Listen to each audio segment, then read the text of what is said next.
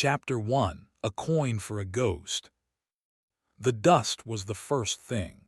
It was a fine gray blanket, a sediment of stale air and stillness, coating every surface in Julian Finch's spare room. It softened the sharp edges of his drafting table, dulled the metallic gleam of the compasses and calipers arranged in their velvet tray, and settled like a shroud over the expensive, heavy stock paper he once used to chart the world.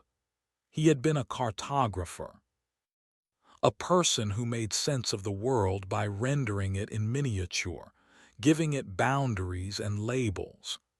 Now, the only geography he navigated was the suffocating space between the bed, the kitchen, and the deep, worn armchair facing a blank wall. A year. A year since the accident had torn Ben from the passenger seat of their car and left Julian with nothing but the screaming echo of twisted metal and a life scrubbed clean of its color.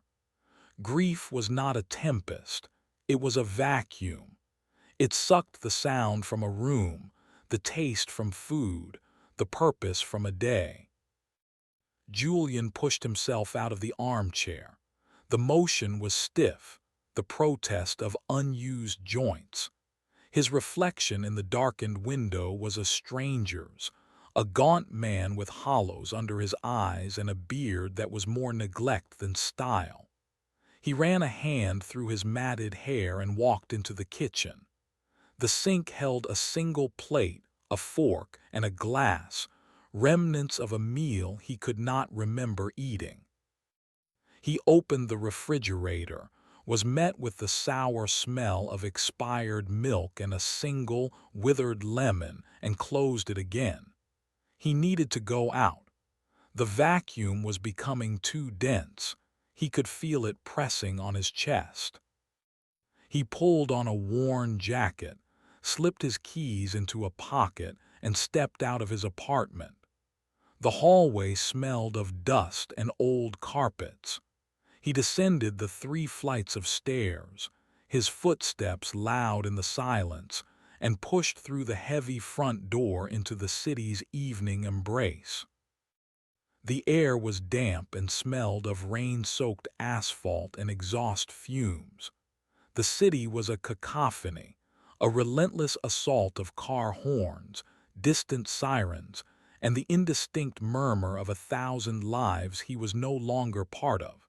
He walked without a destination, his hands shoved deep in his pockets, his shoulders hunched against a world he wished would simply forget him. Streetlights cast long, distorted shadows. Faces passed him in a blur of indifference. He was a ghost, haunting the edges of other people's lives. He walked for what might have been an hour, his path a series of aimless turns down streets he barely registered. He found himself in a part of the city he seldom visited, a tired neighborhood of brick tenements and shuttered storefronts.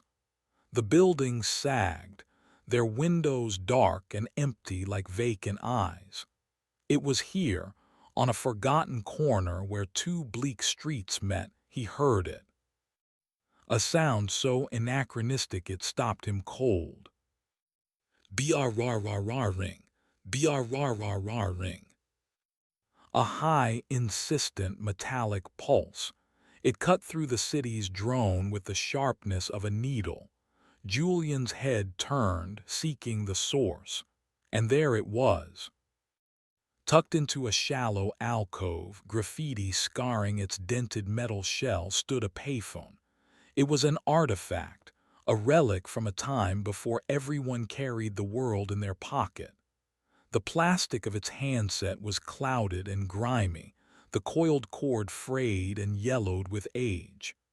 The glass of its small enclosure was a spiderweb of cracks, obscured by years of grime.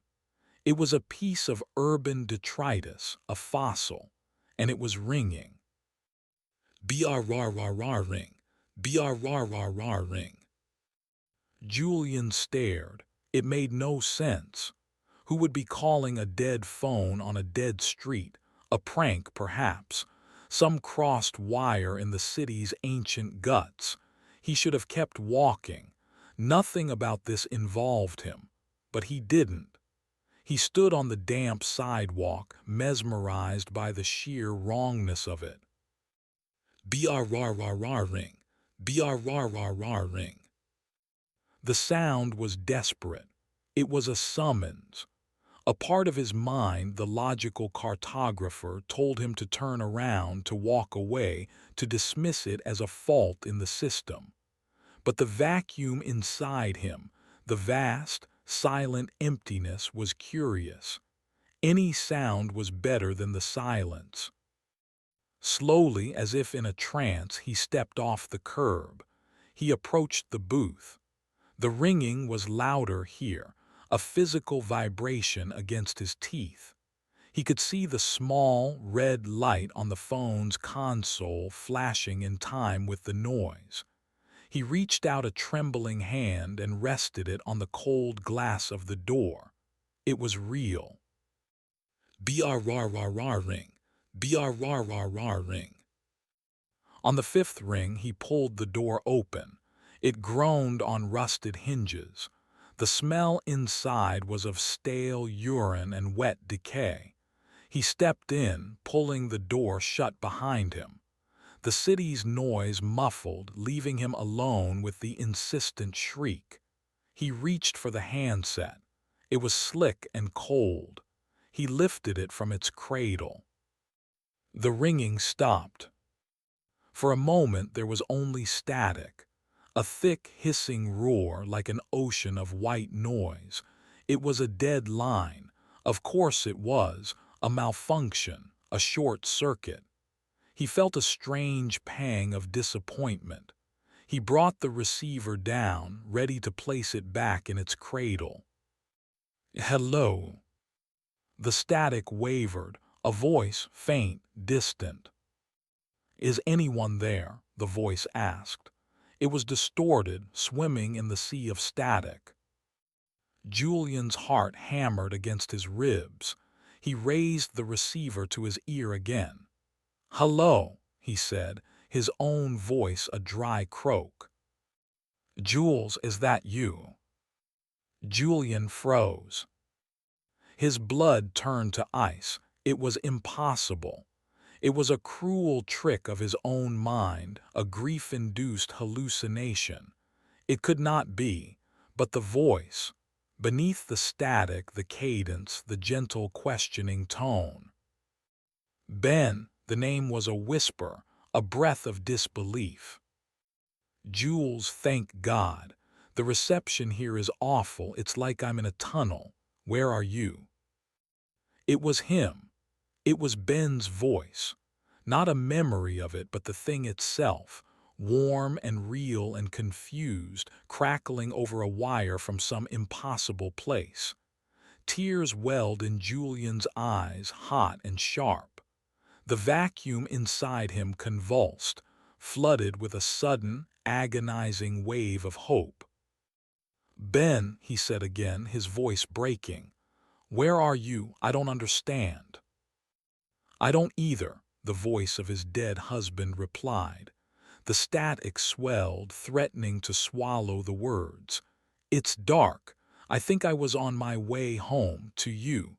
The line is fading, Jules. I can't hear you very well. Don't go, Julian shouted into the receiver, pressing it hard against his ear. Ben, please. I'll try to call again, the voice said, growing fainter, stretching like thinning tape. I always try to call you Jules, always. The static roared back, consuming the last syllable. And then there was only the hiss, a dead line. He stood there for a long time, the plastic handset clenched in his white-knuckled fist, the hiss of the empty line a roar in his ear. Tears streamed down his face, dripping from his chin onto his jacket. He was not crying from sadness. He was crying from a terrible, world-shattering joy. He finally hung up the phone. The click of the handset settling into the cradle was unnervingly final. He pushed the door open and stumbled back out into the city. The world looked different. The streetlights seemed warmer, the damp air less oppressive. The distant siren was just a sound, not a premonition. He had heard Ben's voice. He didn't know how. He didn't care. Science, logic, the steadfast rules of life and death, they all dissolved in the face of that miracle. The only thing that mattered was the promise in those fading words, "I'll try to call again." Julian Finch, the man who had been a ghost, walked home. For the first time in a year, he was not walking away from anything. He was walking toward something. He was walking toward the next time the phone would ring. Chapter 2: The Price of a Postcard. Sleep, when it finally came, was a shallow, restless thing. Julian drifted in and out of consciousness, the sound of static and a beloved voice snagged in his mind. He woke with a start, the morning light a pale gray wash against his window. For a moment the familiar weight of grief settled on him, and then he remembered. The phone, Ben's voice. A surge of energy, foreign and potent, propelled him from his bed. He didn't shuffle to the kitchen, he strode. He threw open the refrigerator, ignored the spoiled milk, and found a carton of eggs he'd forgotten buying. He cooked them, wolfing them down while standing at the counter, his mind racing. It wasn't a dream. He could still feel the cold, slick plastic of the handset in his palm, still hear the cadence of Ben's confusion. He had to go back. He showered, the hot water a welcome shock. He shaved for the first time in weeks, watching the gaunt stranger in the mirror slowly transform into someone he vaguely recognized. The beard came off in clumps, revealing a sharp jawline he shared with his sister, Cora. He should call her. He hadn't spoken to her in a week, not since she'd left another worried voicemail. He'd call her later, after. His spare room, the cartographer's office, drew him in. The dust still lay thick on everything. He ran a finger across a rolled-up map of the Italian coastline, a trip they'd taken 3 years ago. Amalfi. They had spent 2 weeks there, getting lost in the winding cliffside roads, eating fresh pasta until they were sick, and drinking cheap wine on the balcony of their small rental. Ben had loved it. He tried and failed to learn a few Italian phrases from a guidebook, his atrocious accent making the local shopkeepers smile. Julian smiled now, a real, genuine smile. He remembered Ben standing on the balcony, silhouetted against a brilliant sunset, raising a glass. "Amore mio," Ben had said, mangling the pronunciation. "I think that means more breadsticks." Julian laughed out loud. The sound was rusty, strange in the quiet apartment. He went to his desk, to the large, flat file where he kept mementos. He pulled out the drawer labeled Italy. Inside were ticket stubs, dried flowers, and a stack of postcards. He sifted through them until he found the one he was looking for, a picture of the vibrant, colorful houses of Positano clinging to the cliff face. He turned it over. Ben's familiar, messy script filled the back. "Jules, you're still asleep, you lazy bum. I'm sitting on the balcony watching the sun come up. The water is so blue it hurts to look at. Some fisherman down there is singing. It's perfect. Wish we could just stay here. I'm going to go find us some pastries. The ones with the cream filling you like. The ones from that little shop on the main road, what was it called? Anyway, see you in a bit." Love be. He traced the words with his finger. The memory was so sharp, so clear. He could almost smell the salty air, hear the distant fisherman's song. He remembered waking up to find Ben gone and this postcard on his pillow. He remembered the taste of the cream-filled pastry Ben brought back. It had been from a tiny bakery called Pasticceria Savia. Ben had been so proud he'd remembered the name. Wait. Julian frowned. That wasn't right. Ben hadn't remembered the name. That was the point. He had written what was it called, right there on the card. Julian remembered teasing him about it because the shop was right next to their apartment and they had passed it a dozen times. He stared at the postcard. The memory in his head was vivid. Ben walking in, triumphantly holding a small, grease-stained paper bag and announcing, "I found Pasticceria Savia." But the postcard, the physical proof in his hand, contradicted him. What was it called? A prickle of unease. He shook his head. Grief plays tricks on the mind. Memory is a fluid thing. He was conflating two different moments. That was it. He tucked the postcard carefully back into the file and shut the drawer. The important thing was the phone. The important thing was Ben. By late afternoon, the anticipation was a fever in his blood. He couldn't stay in the apartment any longer.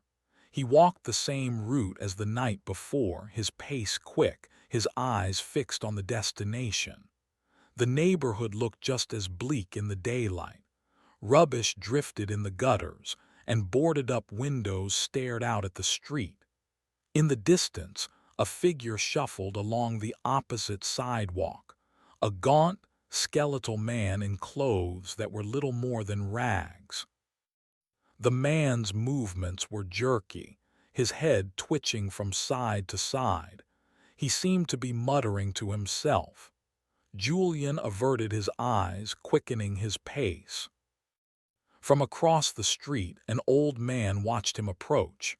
He sat on a plastic crate outside a dilapidated newsstand, its windows layered with yellowed newspapers and faded lottery advertisements. The man had a face like a crumpled paper bag and sharp, intelligent eyes that missed nothing. He nodded once at Julian, a curt, almost imperceptible motion.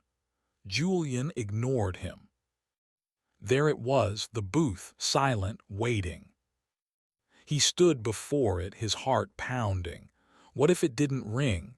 What if last night was a fluke, a one-time phenomenon he'd never be able to recapture? The thought was a physical pain. He waited. 1 minute, 5, 10. The city went about its business around him. The skeletal man on the other side of the street, the one Julian now thought of as the glass man for the transparent emptiness in his stare, had stopped and was now rocking back and forth on his heels, his vacant eyes fixed on the middle distance. The old man at the newsstand, Pops, according to a faded sign above his door, continued his silent vigil. Julian's hope began to curdle into despair. It was over. It had been a hallucination. He was losing his mind. He was about to turn away when it happened. Brrrrrrr ring. The sound was a jolt of electricity. Brrrrrrr ring. He didn't hesitate this time. He yanked the door open and snatched the receiver from its cradle before the second ring could finish. "Ben," he breathed into the mouthpiece. Static, then the voice a little clearer this time. "Jules, you answered so fast." "I was waiting," Julian admitted, his voice thick with emotion. "I've been waiting all day." "Waiting? Where are you? I'm still turned around here," Ben said. He sounded tired. I remember we were driving. We were listening to that album, the one with the sad songs you like. And then, a bright light. It's fuzzy after that. It's okay, Julian said quickly, not wanting him to remember the details of the crash. Don't worry about that. Just talk to me. Tell me something, anything. Okay, Ben said. His voice warmed. Remember Italy. Remember that postcard I left on your pillow in Positano. Julian's breath hitched. Yes, I was just looking at it. I can see it so clearly, Ben said. The sun coming up over the water, and that little bakery, Pasticceria Savia, on the main road. I remember finding it for you. You were so happy. Julian's blood ran cold. He was saying the version of the memory from Julian's head, the incorrect version, the version the postcard had disproven. Ben, Julian said slowly, you didn't remember the name of the bakery. You wrote on the card that you forgot it. There was a pause. The static seemed to thin, becoming sharp and clear for a fraction of a second.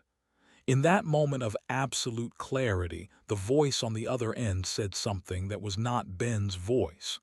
It was a dry, sibilant whisper, like dead leaves skittering across pavement. It spoke a single, guttural word he didn't understand. Then the static crashed back in, and Ben's voice returned, warm and familiar as ever. What? Of course I remembered. Don't be silly. I wanted to surprise you. The line is getting bad again, Jules. I have to go. No, wait, Julian cried. What was that sound?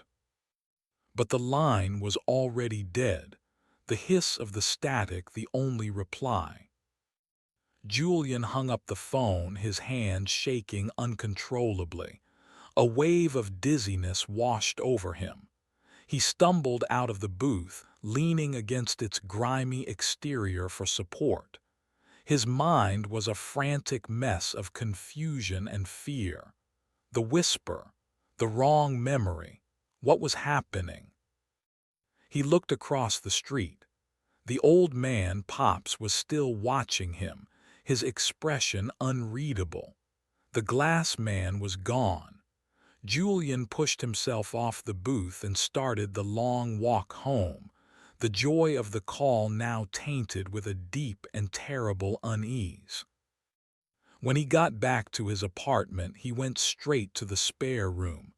He pulled open the drawer, his hands fumbling. He grabbed the stack of postcards. He found the one from Positano. He turned it over. The back was blank. Not a single word. The paper was clean, smooth, and empty, as if the ink had never touched it. Chapter 3: Cartography of a Ghost.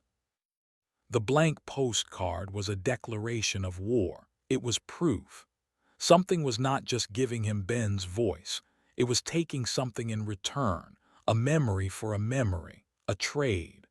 The thought was so insane, so utterly contrary to the laws of physics and biology that he should have been running for the nearest hospital.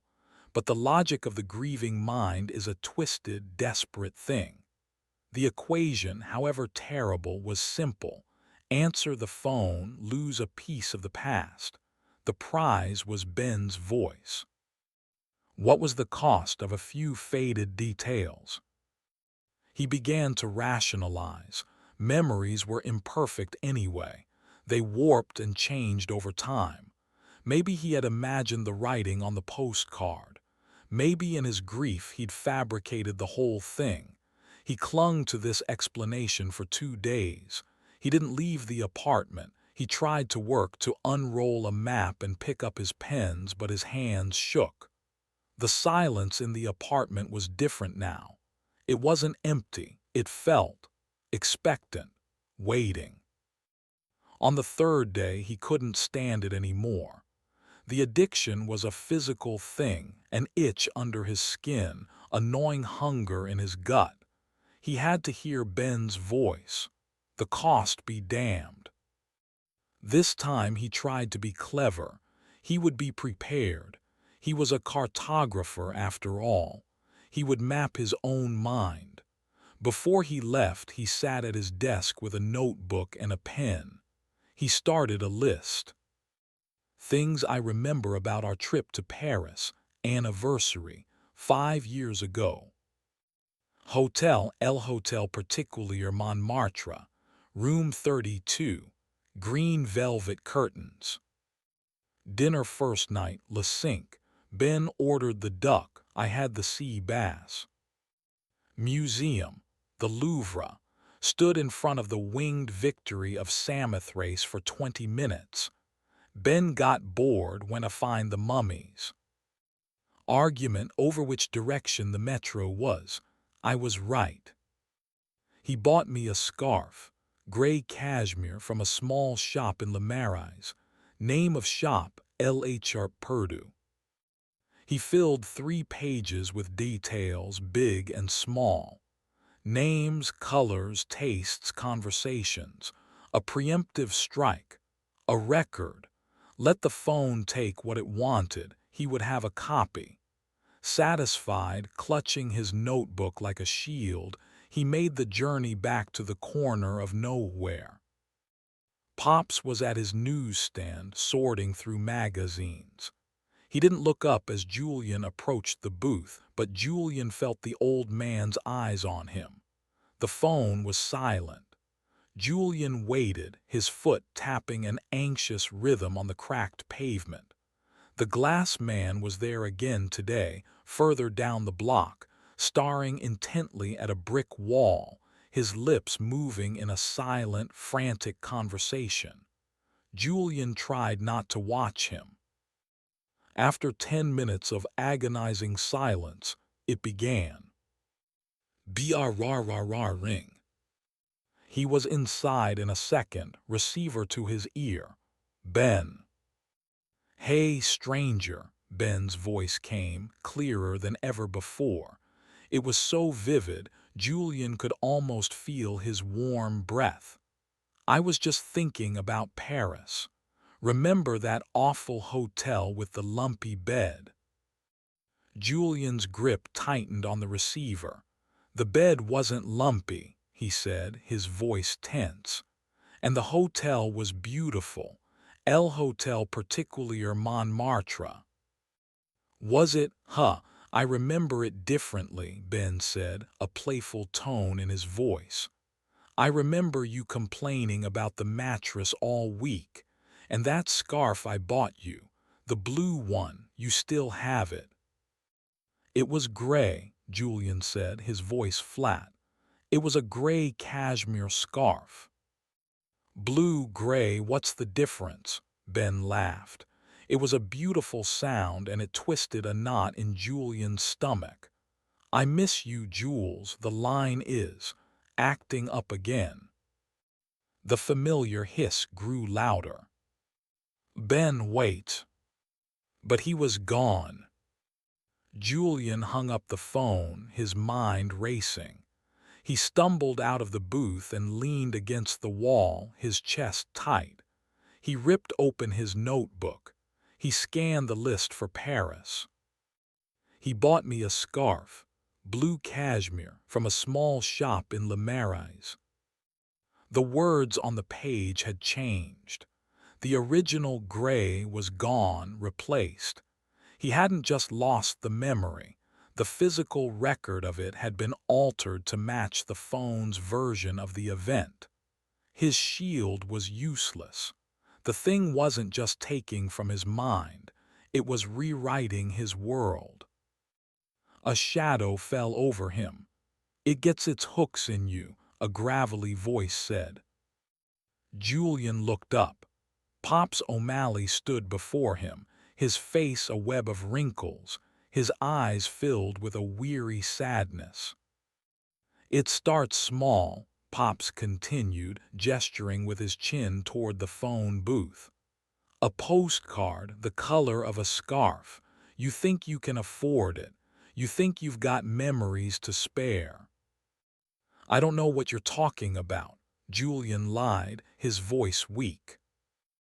Don't you? Pops's eyes were sharp. I've been on this corner for 40 years. I've seen a dozen people like you get caught in its web. They all start the same. Sad eyes, a hole in their life they're desperate to fill. They come, they listen, they pay. And then they start to fade, like an old photograph left in the sun. He nodded down the street toward the glass man who was now tracing the mortar between the bricks with a long, dirty finger. He used to be a professor of literature. Quoted Shakespeare, he did. Now he can't remember his own name. He paid his bill in full. Julian stared at the old man, speechless. It's a toll booth, son, Pops said, his voice dropping to a whisper. And the toll is you. Stop paying it before you've got nothing left to give. Pops turned and shuffled back to his newsstand, leaving Julian alone with the terrible warning. He didn't return to the phone for a week. He tried to follow the old man's advice. He called his sister. Julian, my God, I was about to call the police. Cora's voice flooded the line, a torrent of relief and frustration. I'm fine, Cora, I've just been busy. Busy? You haven't left your apartment in a year. What's going on? You sound different. I'm coming over, he said, the decision sudden. For dinner tonight. There was a stunned silence on the other end. Okay, she finally said, her voice soft with surprise. Okay, Julian, that would be nice. Cora's apartment was the antithesis of his own. It was bright, cluttered, and alive. Plants hung in the windows, books overflowed from shelves, and the smell of roasting chicken filled the air. She hugged him tightly at the door, her hug lingering for a moment too long. You shaved, she said, studying his face, and you've lost more weight. The beard was itchy, he said, forcing a smile. Dinner was a careful dance. She asked gentle questions, he gave vague answers. They talked about her work, about a new gallery she'd visited, about anything other than the gaping hole at the center of their lives. For a few hours, it felt almost normal. He felt a flicker of the man he used to be. It was while they were clearing the plates that she mentioned it.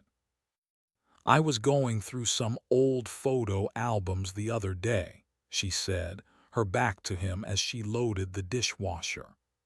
I found that picture of you and Ben in Paris, the one on your anniversary where he's making a silly face and holding up that hideous blue scarf he bought you. Julian dropped a plate. It shattered on the tiled floor, the sound like a gunshot in the small kitchen. Cora spun around. Julian, are you all right? He stared at the broken pieces of ceramic, his heart hammering. It was gray, he whispered. The scarf was gray. Cora knelt, carefully picking up the larger shards. She looked up at him, her brow furrowed in confusion. What are you talking about? It was definitely blue, a bright peacock blue. Ben loved that color. You hated it. You made fun of him for it for years. Don't you remember? He stared at her, a chasm opening at his feet. It wasn't just his notebook. The change was real. It had bled out of the phone, out of his own mind, and into the world. It had infected his sister's memory, too. He was not just losing his past, he was erasing it. The front door buzzed. Cora glanced at the intercom. Who could that be? She wiped her hands on a towel and pressed the button. Hello. A man's voice, calm and professional, came through the speaker. "Evening, ma'am. Detective Hamasaki, City Police. I'm sorry to bother you so late. I was hopping to have a word with your brother, Julian Finch." Chapter 4. A Crack in the Map. The name sent a jolt of pure adrenaline through Julian's system. Police. Why were the police here? He stood frozen in the kitchen doorway, the broken plate forgotten at his feet, as Cora spoke into the intercom. "Is he in some kind of trouble, detective?" Her voice was tight with renewed alarm. "No, ma'am, nothing like that. It's just a few routine questions about a civic complaint in his neighborhood. It won't take long." The detective's voice was smooth, reassuring, and utterly unconvincing.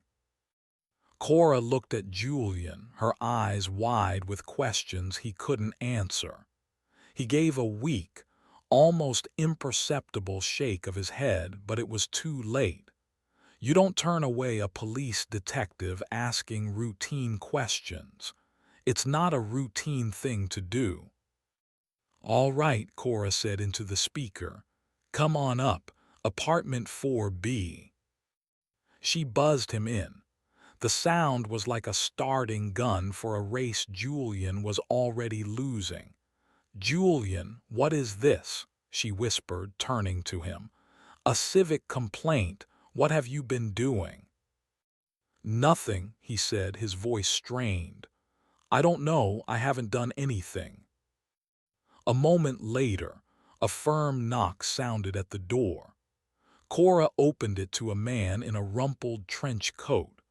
Detective Kenta Hamasaki was a compact man of about 50, with tired eyes and a face that seemed permanently set in an expression of weary patience.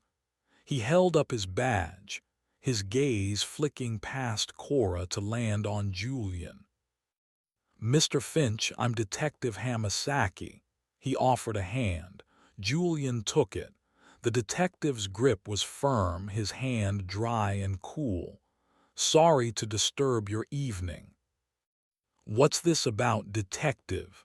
Cora asked, crossing her arms. She was a protective barrier between the two men. "As I said, a civic complaint.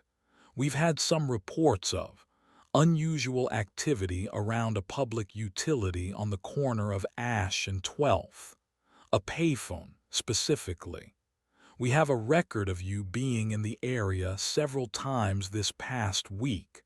We're just talking to everyone who lives nearby or frequents the location." Julian's mind went blank with panic. Unusual activity. What had someone seen? What had they reported? "A payphone," Cora said, incredulous. "You're investigating a payphone." "Things go missing in that neighborhood, ma'am," Hamasaki said, his eyes still on Julian. "Valuables, sometimes people. We like to keep an eye on things." He turned his full attention to Julian. "Mr. Finch, have you noticed anything odd around that phone booth? Anyone hanging around? Anything out of the ordinary?" "No," Julian said. The lie was thin, brittle. "It's a broken-down old thing. I walk past it sometimes. That's it." Hamasaki nodded slowly, his gaze unwavering. It was a practiced, unnerving stillness. He was a man accustomed to lies, an expert in the tiny tells of deception. Julian felt like a specimen under a microscope. "Right," the detective said. He took a small notepad from his coat pocket. "And you've been doing all right, Mr. Finch. It's been, what, a year since your husband's accident?" The question was a physical blow. Julian flinched. Cora shot the detective a venomous glare. "What does that have to do with anything?" "Grief can make people do things they wouldn't normally," Hamasaki said, his tone still maddeningly placid. It can make them seek out connections in unusual places. He looked directly at Julian. Have you been feeling yourself lately? I'm fine, Julian bit out. Good to hear. Hamasaki clicked his pen. One last thing. There was an incident a few days ago. A man fell from a fire escape on that same block, ruled an accident, but he was one of the neighborhood's homeless. A man some of the locals called the Glass Man. Ever see him? Julian's heart leaped into his throat. The Glass Man, the gaunt, shuffling figure. The man Pop said was a former victim, dead. I've seen him around, Julian managed to say, his throat dry. I didn't know him. No one did, Hamasaki said, pocketing his notepad. Well, thanks for your time. Sorry again for the intrusion. He handed Cora a business card. If you remember anything, Mr. Finch, or if you see anything else unusual, give me a call. With a final, lingering look at Julian, the detective turned and walked away. Cora shut the door, her face pale. Julian, you have to tell me what's going on, she pleaded, her voice low and urgent. The police don't investigate payphones. They don't make house calls about homeless people falling off fire escapes. He was watching you. He knows something. What did you do? I didn't do anything, he snapped, the fear and pressure finally cracking his composure. I'm not a criminal, he's just mistaken. Mistaken about what? You were shaking, Julian. You looked like you seen a ghost. The irony of her words was a bitter taste in his mouth. I'm just tired, Cora. It's been a long year. He started gathering his things, desperate to escape her apartment, her questions, her concerned eyes. Don't you dare shut me out again, she said, her voice rising. I'm your sister. I'm worried about you. You're not acting like yourself. You're forgetting things. You're talking about blue scarves being gray. Now the police are at my door. Connect the dots for me. There are no dots to connect, he shouted. You're imagining things. He saw the hurt flash in her eyes, sharp and deep. He had never shouted at her like that before. The argument dissolved after that, replaced by a tense, wounded silence. He left her apartment 10 minutes later, the shattered plate and the broken trust a chasm between them. He walked home under the cold, uncaring city lights, Hamasaki's words echoing in his mind. The Glass Man, dead. A warning had been eliminated. Was that the phone's doing? Was it protecting itself? The thought made him sick. Back in his apartment, he went to the spare room. He needed proof. He needed something solid, something the phone couldn't touch. He pulled out a large, heavy portfolio from the bottom of his closet. It contained his masterpiece, the project he and Ben had been working on for years before the accident. It was a complete hand-drawn atlas of their own lives. Dozens of large-scale maps, each one detailing a trip, a home, a significant place. Their first apartment, with notes in the margins about the leaky faucet and the squeaky floorboard. A map of the hiking trail where Ben had proposed. A map of the Amalfi Coast, every tiny village and winding road rendered with loving precision. He opened it to the Amalfi map. His eyes scanned the coastline past Positano to a small, secluded cove they had discovered. They had spent a whole day there, swimming and talking about the future. They had named it Ben's Cove on their private map. He looked for the label. It was gone. The space on the paper was not blank. The coastline was still there, perfectly drawn. But the name, the personal touch that gave the location its meaning, had been erased.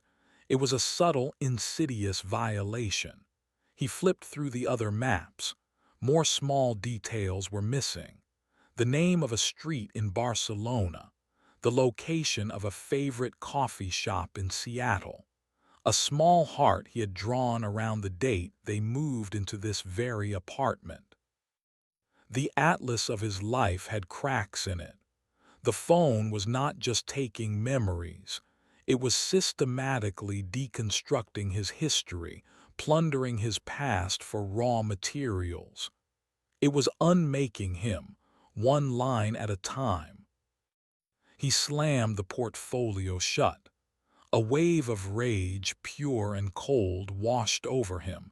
He would not let this happen. He would not be erased. He would fight back.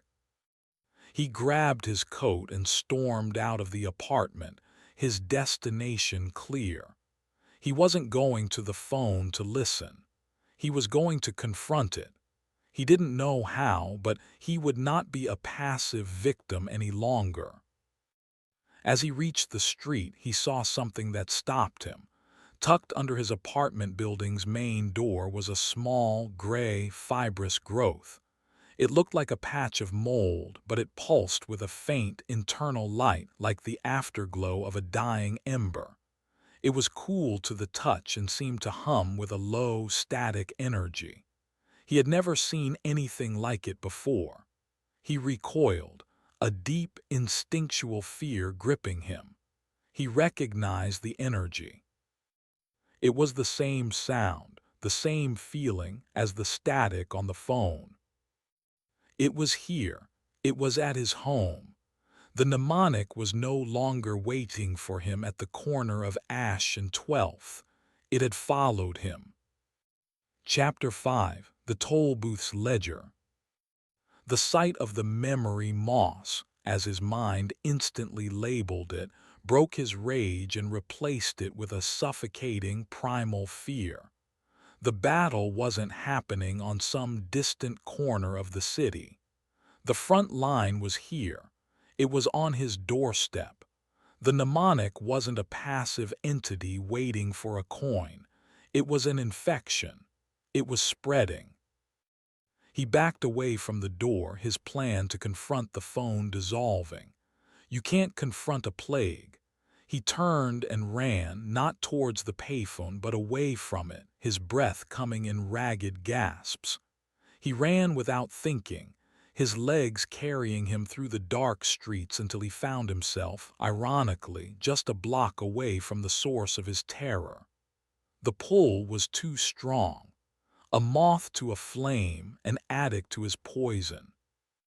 He slowed to a walk, his lungs burning. He saw Pops O'Malley across the street, closing up his newsstand for the night, pulling a rusted metal grate across the front. Pops saw him, paused, and gave him a look that was equal parts pity and disgust. He disappeared into the darkness of his shop. Julian's attention was drawn to the booth. It stood under the jaundiced glow of the streetlight, silent and waiting. But someone was there. Not inside, but standing beside it, one hand resting on the glass as if taking its temperature. It was a woman.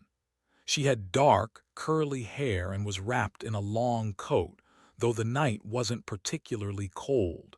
It was Mara Hess, the musician from the second floor of his building. He'd only ever exchanged brief nods with her in the hallway. He knew her daughter had died last winter, an aggressive flu. She was staring at the phone with an intensity he recognized, a desperate hunger that mirrored his own. She was another sad soul with a hole in her life, drawn to the promise of a voice.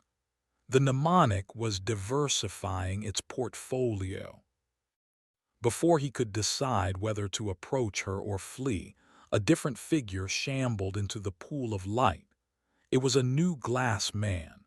Julian hadn't recognized him at first, but now he saw. It was Leo Vance, the young vlogger who had been so excited about documenting dead tech. His trendy clothes were now stained and disheveled. His face was pale and gaunt, his eyes wide and unfocused. He held a phone in his hand, its screen dark, and seemed to be trying to show it to the payphone. "I have the recording," Leo mumbled, his voice hoarse. "I have it. You can hear the whisper, 'Please, I'll delete it, just give me back the memory of my mother's face. I can't. I can't see her face anymore.'" The mnemonic had found a younger, faster-burning fuel. Julian felt a wave of nausea. This was happening faster now. The entity was getting stronger or hungrier. He had to get away.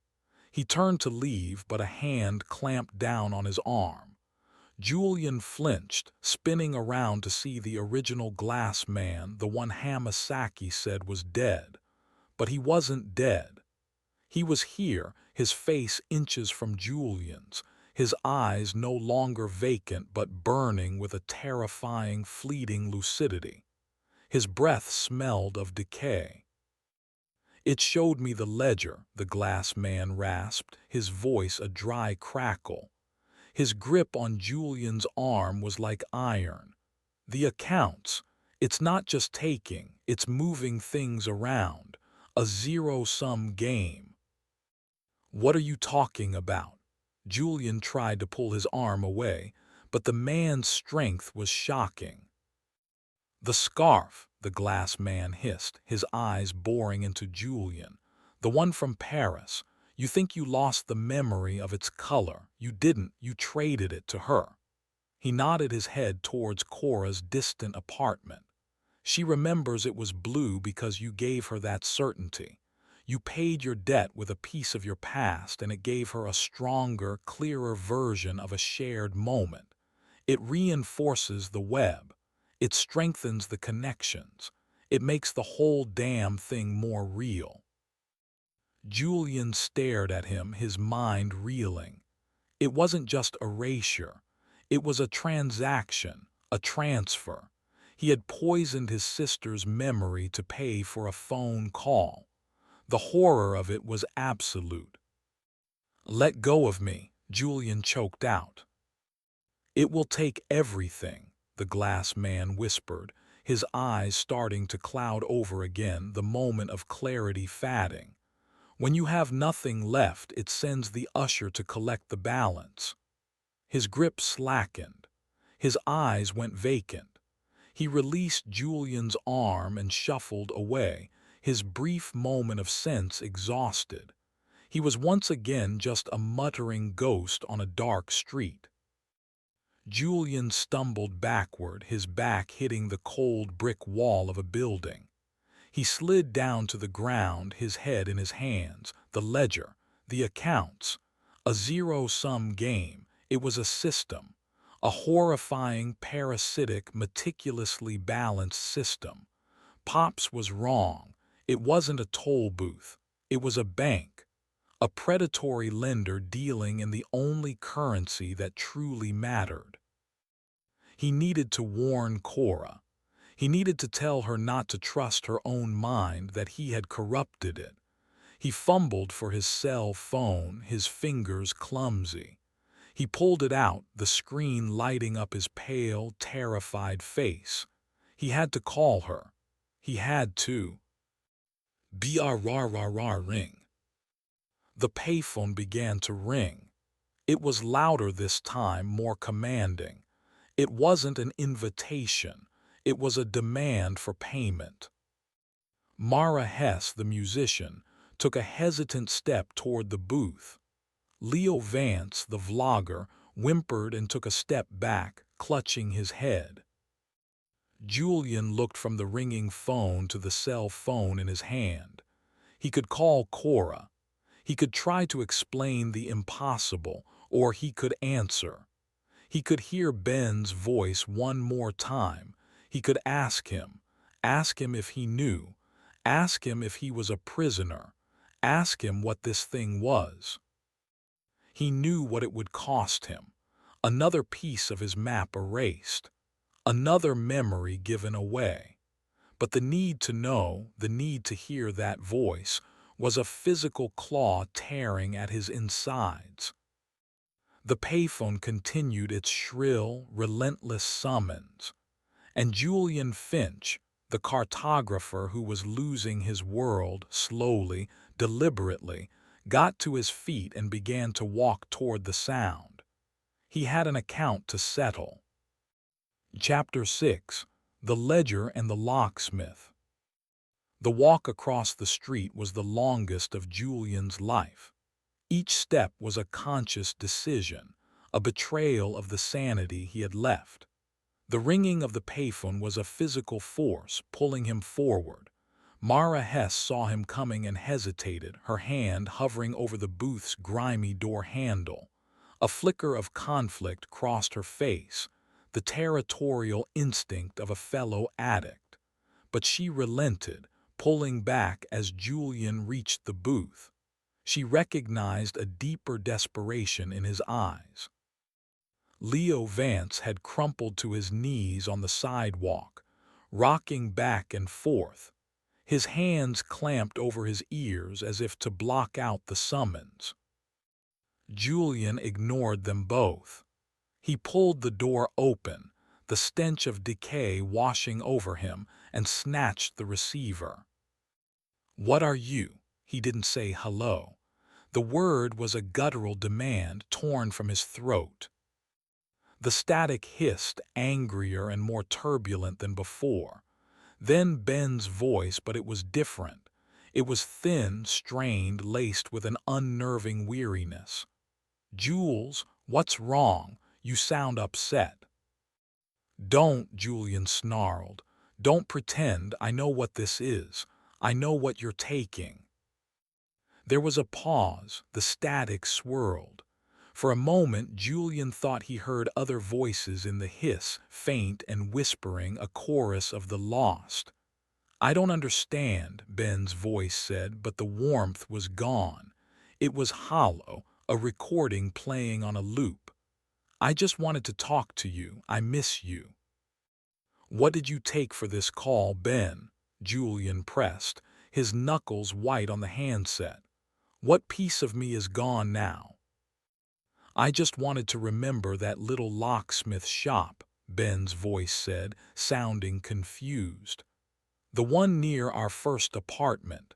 The one with the old man with the funny glasses. We got our keys made there. I was thinking about it, that's all."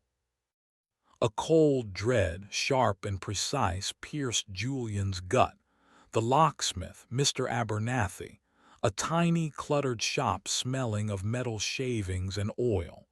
They had spent an hour there once, waiting for copies of their keys, listening to the old man tell stories about the neighborhood. It was a small, insignificant memory, but a key. A key is a tool. It grants access. It unlocks things. "The line is bad, Jules," the voice said, the signal already fading. "I have to go." "No," Julian yelled into the dead hiss. "You tell me what you are." But there was only static. He slammed the phone down into its cradle with such force that the plastic housing cracked. He threw the door open and stumbled out, his mind a whirlwind. He had to get home. He had to see what had changed. He sprinted through the dark streets, ignoring the burning in his lungs. He fumbled with his keys at the entrance to his building, his hands shaking so badly it took 3 attempts to get the main door open. He ran up the 3 flights of stairs, his heart pounding a frantic rhythm against his ribs. He reached his apartment door, jamming his key into the lock. It wouldn't turn. He tried again, pushing, jiggling. Nothing. The key, the one he had used for 6 years, no longer fit the lock. He stared at it, a piece of brass that was now a foreign object. He had given the phone the memory of the locksmith, the place where keys are made, and in return it had taken the concept of the key itself. It had revoked his access. He was locked out of his own home. Panic clawed at him. He rattled the doorknob, then pounded his fist on the door, the sound echoing in the empty hallway. He was trapped. The memory moss was on the door downstairs. The mnemonic had locked him out of his sanctuary and was waiting for him outside. He sank to the floor, his back against the door, his mind racing. He couldn't stay here. He needed help. He pulled out his cell phone. His first instinct was to call Cora, but he stopped. What could he tell her? That his key didn't work because he'd traded a memory to a haunted payphone. She'd call a psychiatrist, not a locksmith. His eyes fell on the business card Detective Hamasaki had given Cora. He pocketed it before he left her apartment. He pulled it from his wallet, the cardboard flimsy and insignificant. Detective Kenta Hamasaki, homicide. What could he do? This wasn't a homicide. It was something so far outside the realm of police work that it was laughable. But Hamasaki had known. He had asked about unusual activity. He had known about the glass man. He was the only person in the world, besides Pops and a few shattered souls, who seemed to have a piece of the puzzle. It was a desperate, insane gamble, but he was out of options. With a trembling finger, he dialed the number. It rang twice. Hamasaki. The detective's voice was tired but alert. "Detective," Julian said, his own voice a strained whisper. "It's Julian Finch." There was a brief pause. "Mr. Finch, it's late. Is everything all right?" "No, nothing is all right." Julian took a breath, trying to control the tremor in his voice. "I'm locked out of my apartment. My key doesn't work." "Call a locksmith, Mr. Finch. That's not really a police matter." Hamasaki's tone was dismissive. "You don't understand," Julian said, the words tumbling out in a rush.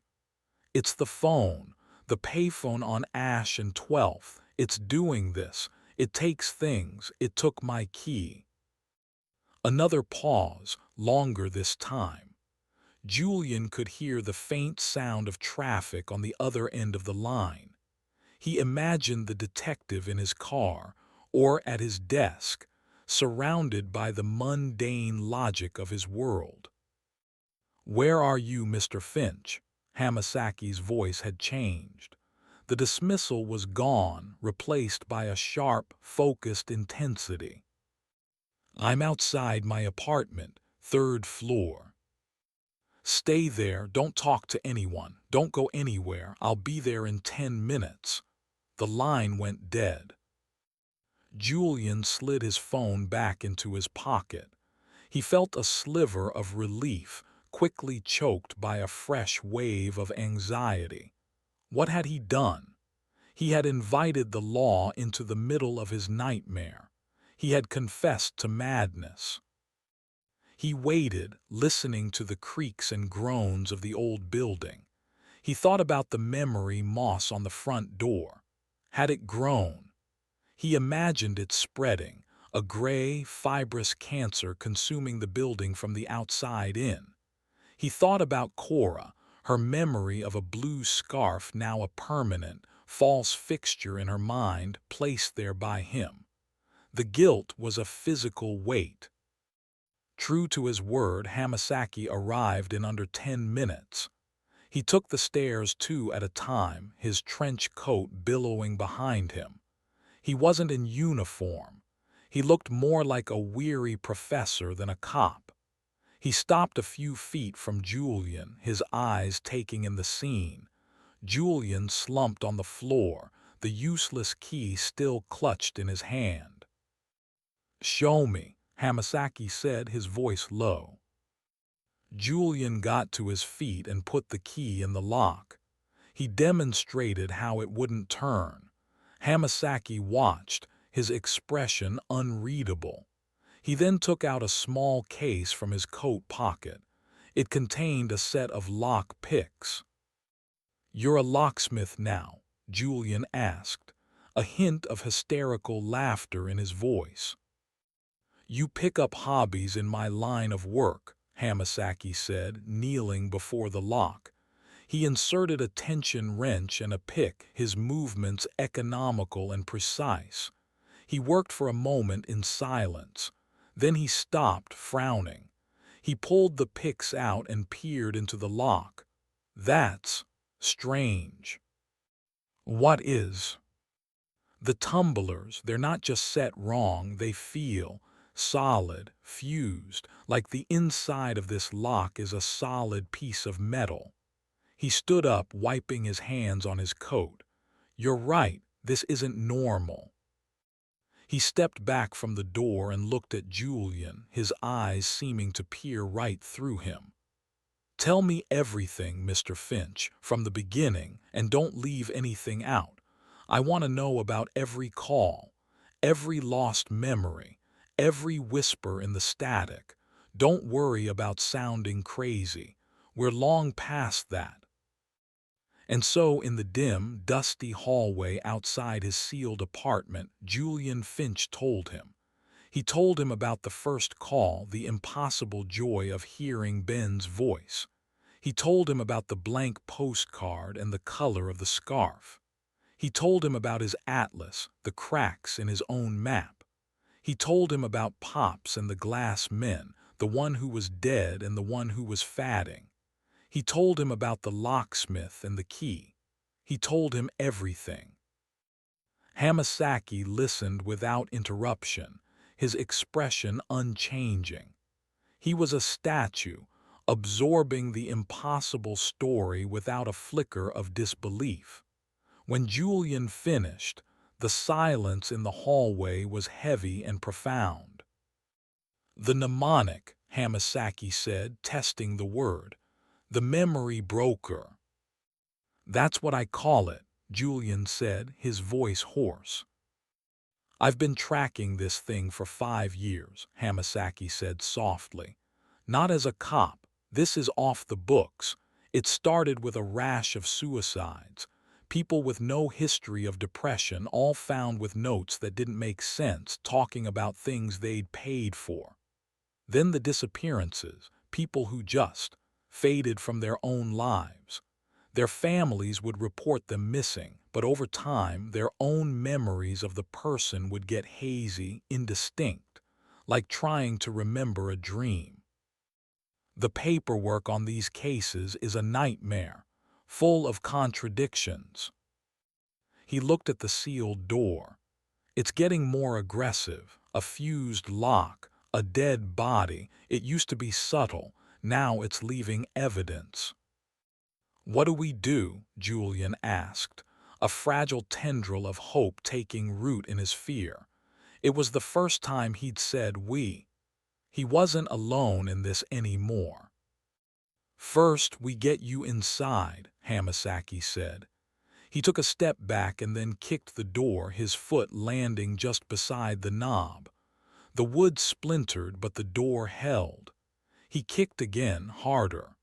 The frame groaned, cracked, and the door flew open, crashing against the inside wall. The air that wafted out of the apartment was stale and cold, but there was another smell. The earthy, damp scent of decay, of mold. Hamasaki pulled a small flashlight from his pocket and stepped cautiously inside, Julian following close behind. The beam cut through the darkness, landing on the wall opposite the door.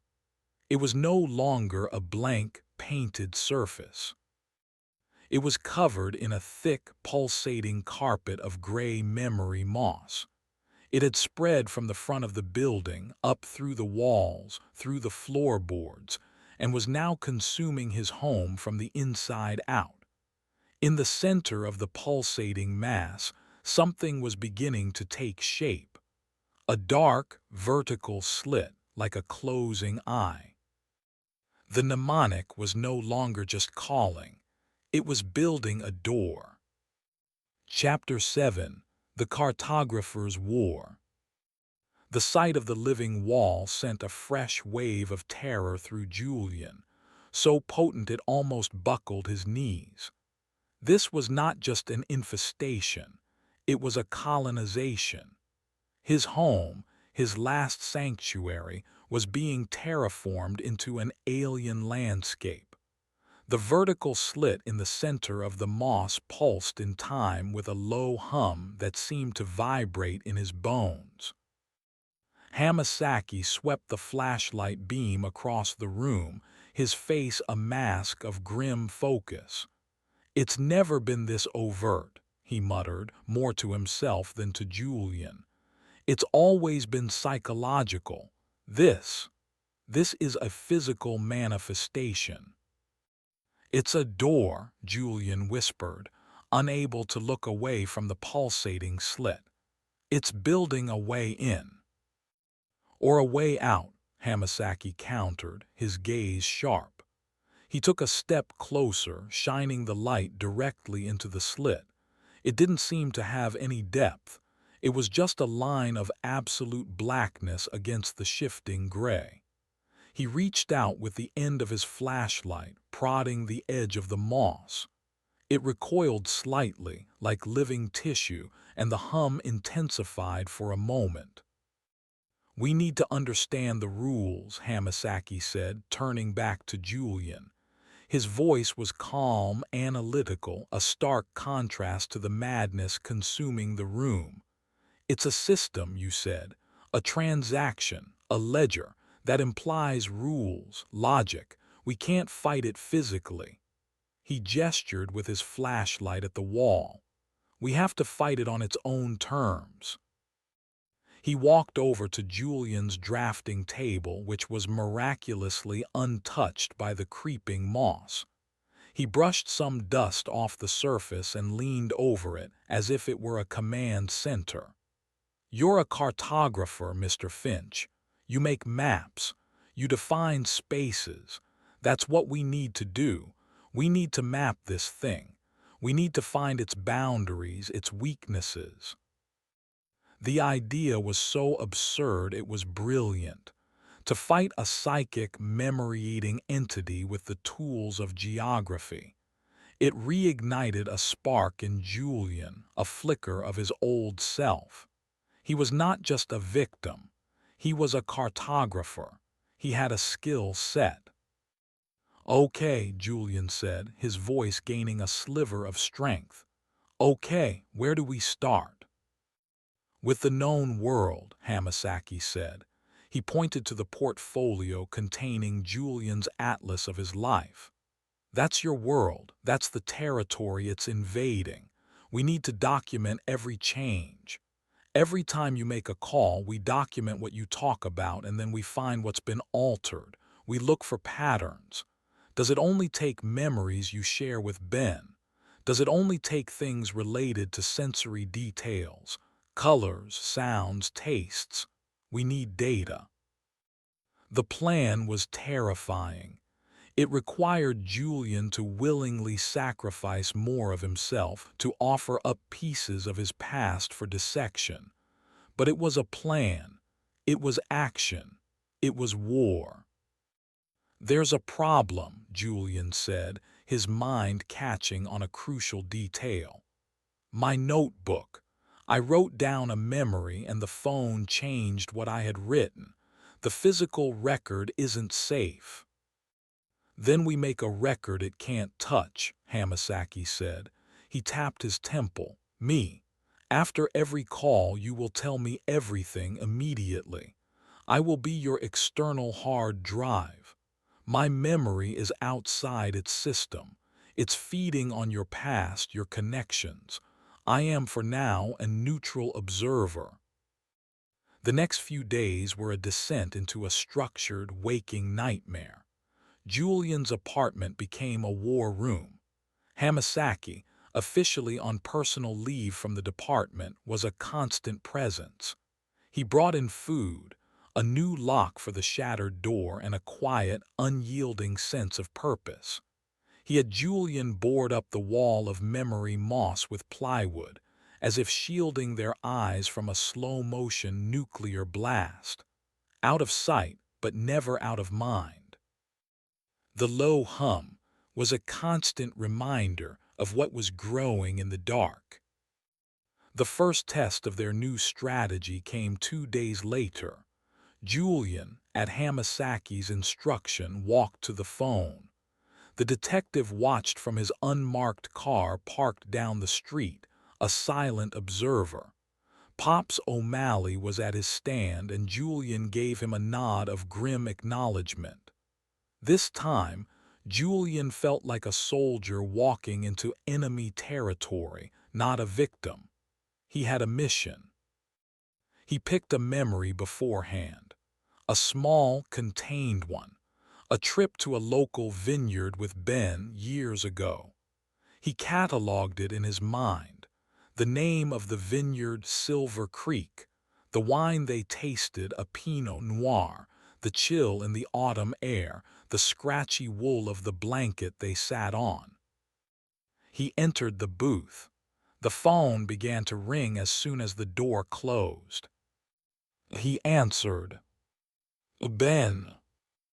"Jules," the voice said. It was warm again, welcoming. The mnemonic was adapting, switching from confusion to comfort. "I was just thinking about that day we went to the vineyard. It was so sunny. Remember how hot it was?" "It was autumn, Ben," Julian said, his voice steady. "It was cold." "No, no, it was definitely summer," the voice insisted playfully. "I remember getting a sunburn, and that Riesling we had was so sweet. We bought a case." "It was a Pinot Noir," Julian said, "and we didn't buy a case. We couldn't afford it."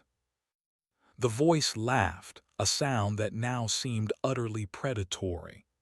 "You always remember things so differently. Your memory is getting so bad, Jules. The line is crackling. Talk soon." The line went dead. Julian hung up and walked calmly back to Hamasaki's car. He got in the passenger seat. "Report," Hamasaki said, his eyes on the rearview mirror watching the booth. Julian relayed the conversation word for word. The vineyard, the season, the type of wine. Hamasaki wrote it all down in a small, black notebook, his penmanship neat and precise. "Good," Hamasaki said. "Now we wait for the fallout." They didn't have to wait long. The next day, Cora called. "Julian, I have the strangest question," she said. "Do you still have that case of wine we all got from Silver Creek Vineyard? The Riesling.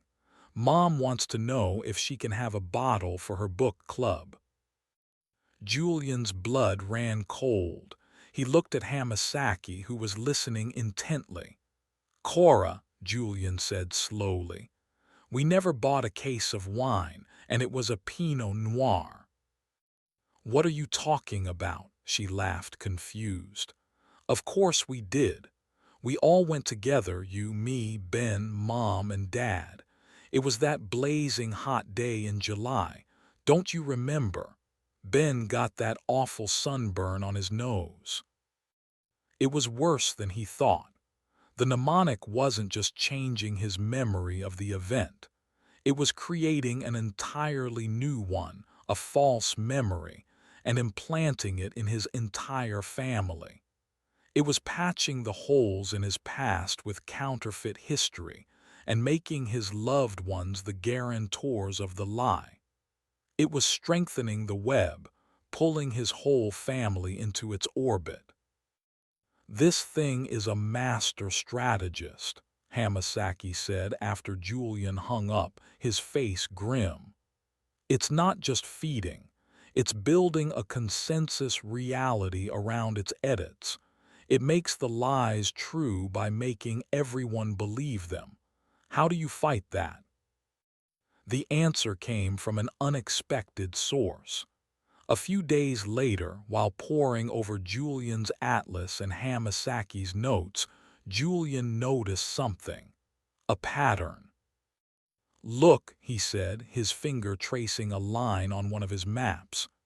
"Every memory it's taken, the Amalfi Coast, Paris, the vineyard, they're all places, locations, things a cartographer would map." Hamasaki looked over his shoulder. "What about the locksmith? That's not a place." "But it is," Julian countered, a frantic excitement building in him. "It's a specific shop, on a specific street. It's a point on a map. What if it's limited?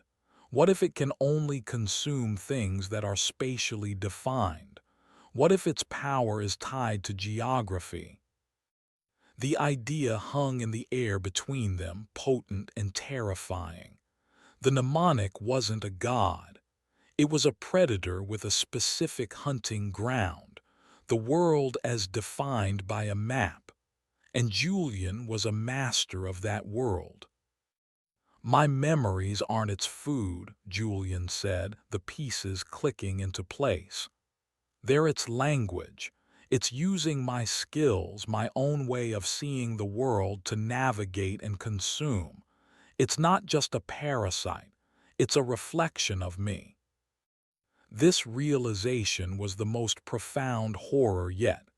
He wasn't just being hunted by a monster. He was the monster's lens. His talent, his passion, his entire identity as a cartographer was the weapon being used against him. He looked from the maps on his table to the boarded-up wall where the mnemonic was building its door. A plan began to form, a desperate, terrifying cartographer's gambit. If the mnemonic's world was a map, then a map could be altered. A map could be a trap. A map could have a location that didn't exist. "I'm going to make one more call," Julian said, his voice low and steady. "But this time I'm going to tell it about a place it's never been, a place that only exists in my head."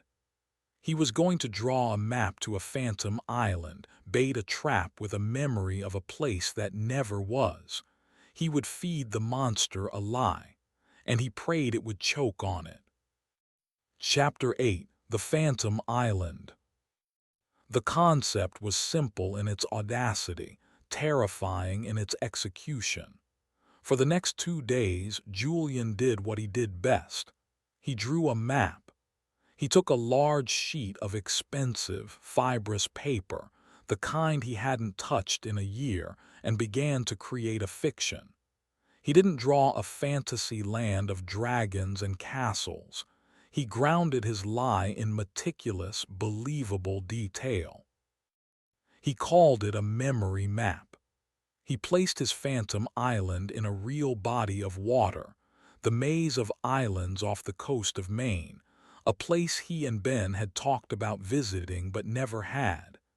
He gave it a name, Solitude Island. He drew its coastline with a cartographer's precision, creating jagged cliffs, sheltered coves, and sandy beaches. He added elevation lines, marking a small, forested mountain at its center. He drew a single structure on the island, a small, stone cottage on the western-facing shore. But a map is just lines on paper. A memory is alive. He spent hours populating the island. He sat with his eyes closed, building a sensory landscape.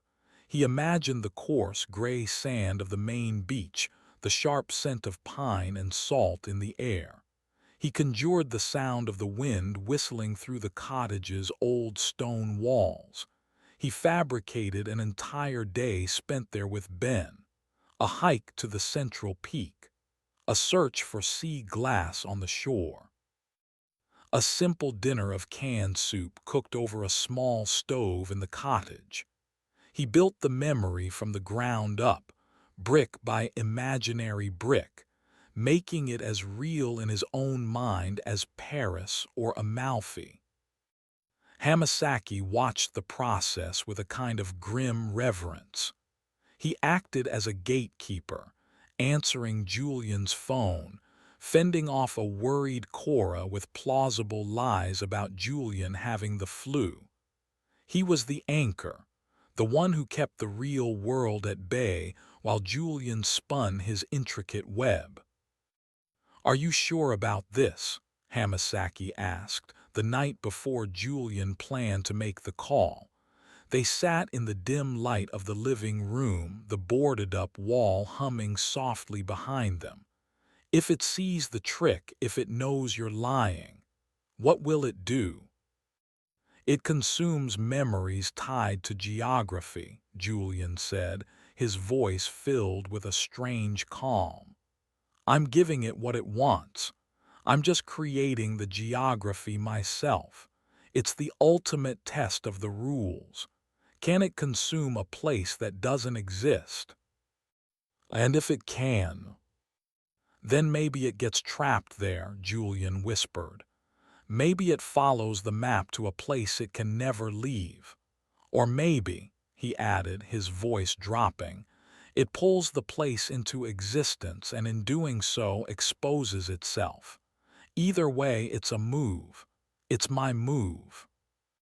The next evening he walked to the booth. He held the newly created memory of Solitude Island in his mind like a precious, fragile flame.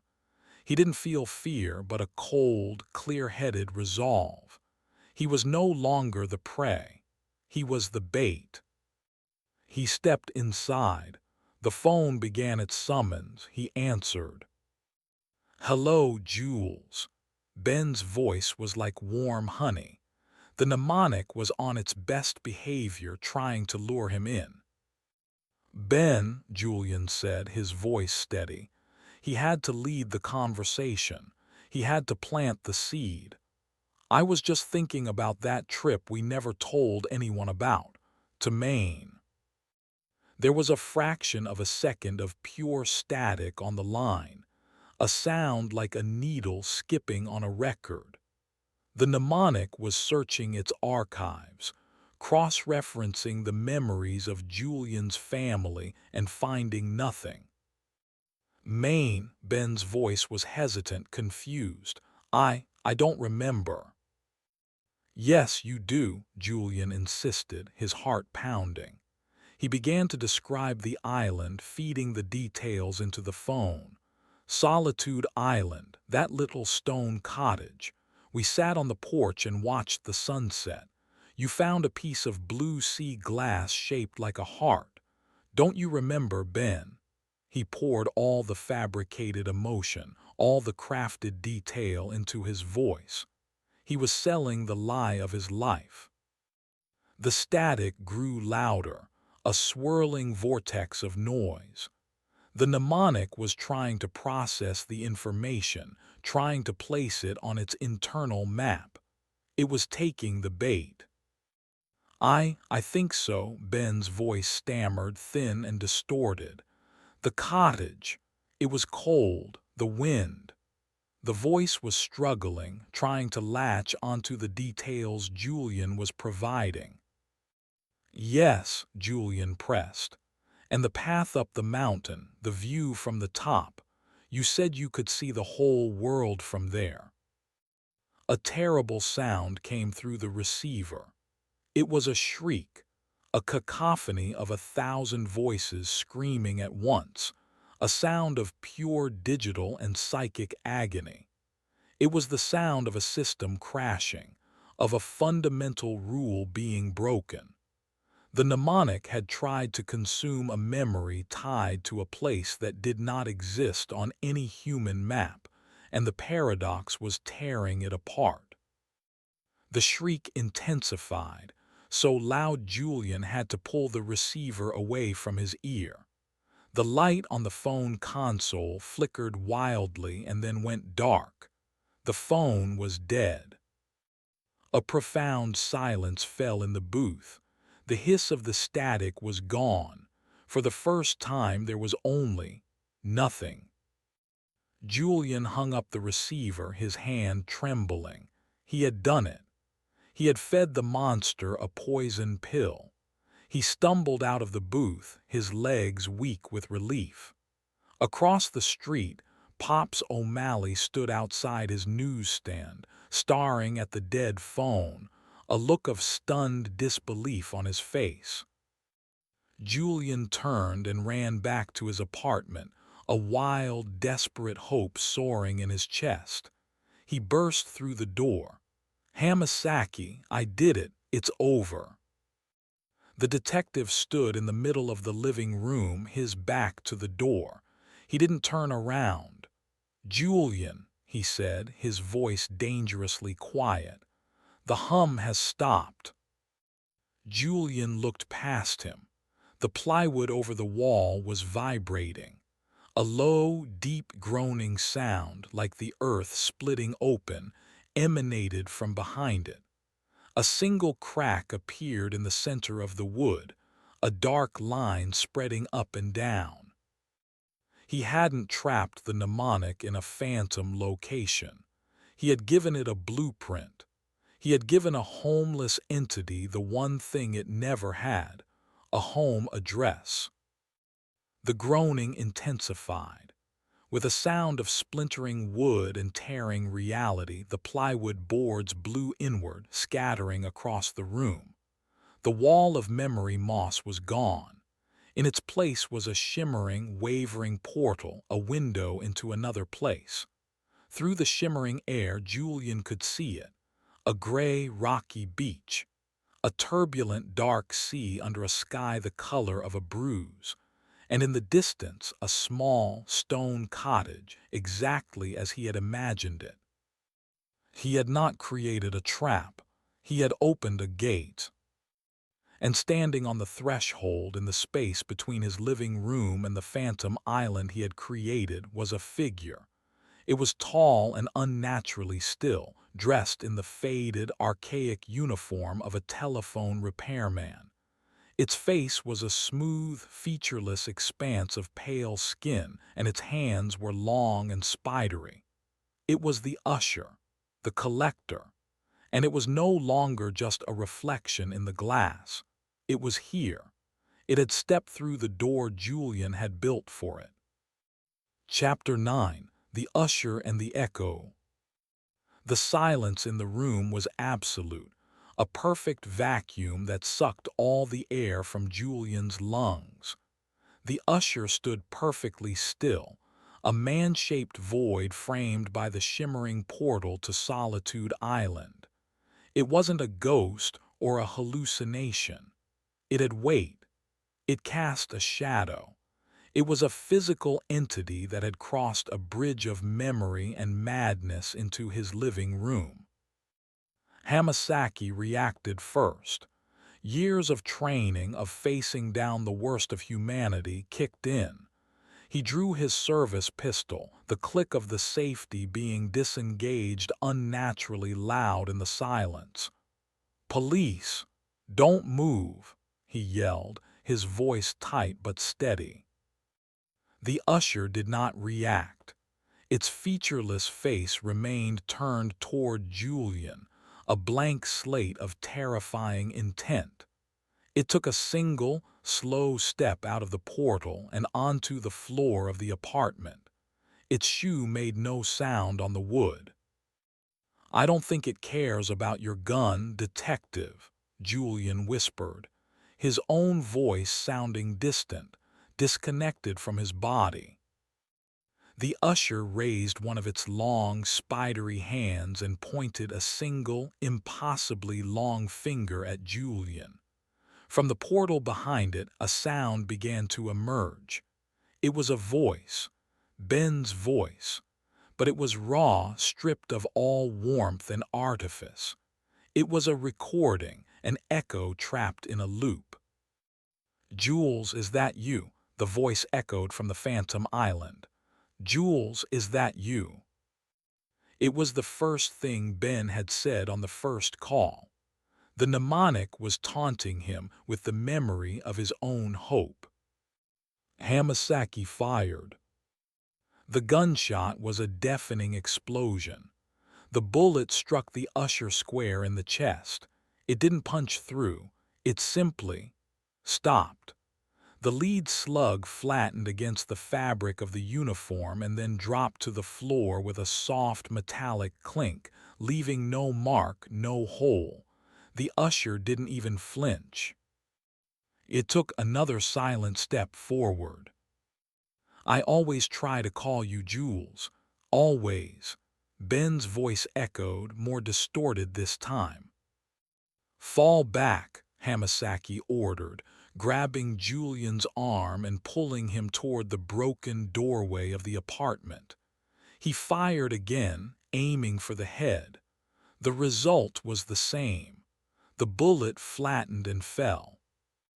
The usher continued its slow, inexorable advance.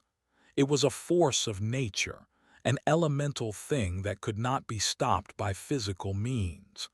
As it moved, the world around it seemed to thin. The edges of the furniture it passed became blurry, indistinct. The colors seemed to drain away, leaving behind a monochrome gray. It wasn't just walking through the room, it was erasing it as it went. They stumbled out into the hallway, Hamasaki pulling the splintered door shut behind them. He fumbled with the new lock he had installed, a heavy-duty deadbolt. He slammed it home.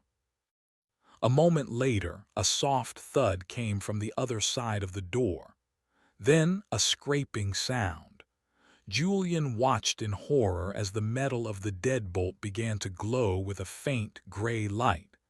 It sizzled, and then slowly, impossibly, it began to dissolve, turning into a fine metallic dust that rained down onto the hallway floor. The lock, a symbol of security, was being unmade. "It's erasing the concept of the lock," Julian breathed, the horror of the realization making him dizzy. "It's not breaking it.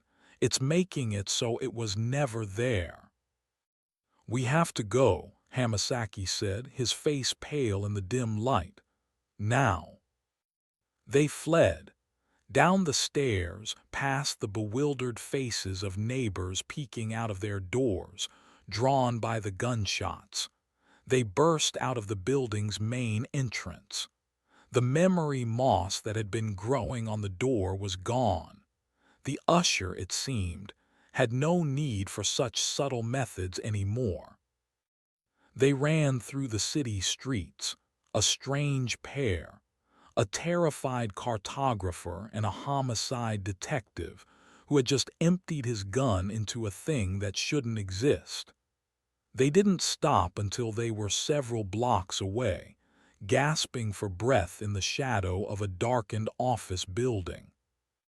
"What was that thing?" Julian gasped. "The collector," Hamasaki said, reloading his pistol with trembling hands, more out of instinct than any hope it would work. "The final bill. Pops O'Malley mentioned it. So did the glass man. It's what comes when the system is broken. You didn't just feed it a live Finch. You broke its machine, you bankrupted it, and it sent the repo man." The sound of an echoing voice drifted down the street, faint but unmistakable. "Jules, is that you?" They looked at each other, their eyes wide with terror. It was coming. It was hunting him, using Ben's voice as a beacon, a terrifying game of Marco Polo played across the fabric of the city. "How is it finding me?" Julian asked. "The phone," Hamasaki said, his mind working furiously. "It's all tied to the phone system, the echoes. They're traveling through the network. We have to get off the grid. Somewhere it can't follow." But where do you go in a modern city to get off the grid? Every building was wired. every street corner covered in signals. Then Julian remembered something, a place from his maps, a place from his past. The catacombs, he said, the old service tunnels under the city. There's an entrance in the old subway station at Union Square. They're not on any modern map. They're a blank spot, a dead zone. Hamasaki looked at him. Can you find it? I can map it in my head, Julian said. They moved through the back alleys, sticking to the shadows, the echoing voice of Ben seeming to come from all directions at once. It was a psychological torture, the sound of love weaponized. They reached the abandoned Union Square station, a relic of the city's past, its entrance gated and boarded up. Hamasaki made short work of the old padlock with a tire iron he retrieved from the trunk of his car, which they'd run past. They slipped inside. The air was cold and damp, thick with the smell of decay and stagnant water. They descended into the darkness, Hamasaki's flashlight cutting a lonely path through the gloom. The station was a ghostly cathedral of peeling tiles and rusted turnstiles. At the far end of the platform, behind a collapsed section of wall, was a dark, uninviting opening. "This is it," Julian said. They stepped into the service tunnels. The world of the city above, the electricity, the signals, the grid, vanished. They were in a place of cold stone and absolute darkness, guided only by the bobbing beam of Hamasaki's light. The echoing voice was gone. They were safe. For now. They walked for what felt like hours. The only sound the drip of water and the crunch of their shoes on the gravelly floor. They were navigating by Julian's memory of old city planning charts he had once studied out of professional curiosity. Finally, they stopped to rest in a small, circular junction where several tunnels met. Hamasaki sat on an overturned crate, his head in his hands. Julian leaned against the cold, damp brick of the wall. "What now?" Julian asked. "We can't stay down here forever." "No," Hamasaki said, looking up. "We can't, but we've learned something. It can be blocked.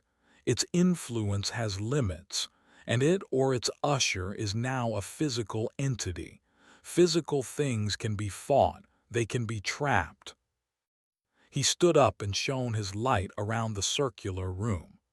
His beam landed on a large, heavy maintenance grate set into the ceiling. "Where does that lead?" he asked. Julian thought for a moment, visualizing the maps. "It should come up in the basement of the old city archives building, about 2 blocks from the payphone." A slow, terrible smile spread across Hamasaki's face. "The archives," he said, "a building full of the city's official memories, its paper history, and a basement that connects to these tunnels." He looked at Julian. "You drew the monster a map to a new home. I think it's time we drew it a map to a cage." The plan was taking shape. A plan to lure the usher down into the dead zone of the catacombs, a place where its connection to the mnemonics network was severed, and trap it there for eternity. It was a plan that would require them to return to the heart of the nightmare. It would require one final call. Chapter 10: The Dead Zone. The plan Hamasaki devised was both simple and suicidal. They would use Julian as bait to lure the usher into the service tunnels, and then trap it in a section of the catacombs by creating a cave-in. To do that, they needed 2 things: a way to trigger the collapse and a way to get the usher to a specific spot. The city's old gas lines run through some of these main tunnels, Hamasaki explained, his voice echoing in the damp darkness of the catacombs. He was shining his flashlight on a junction map bolted to the wall, a relic from a century ago. They've been capped for 50 years, but there's residual gas in there. A lot of it. If we can rupture a line and find an ignition source, we can bring the whole ceiling down. And how do we get the usher to the right spot? Julian asked, the thought of a gas explosion in the confined space making his skin crawl. Hamasaki turned to him, his expression grim. That's your job, you're the bait. We need to get you back to the phone. You need to make one last call.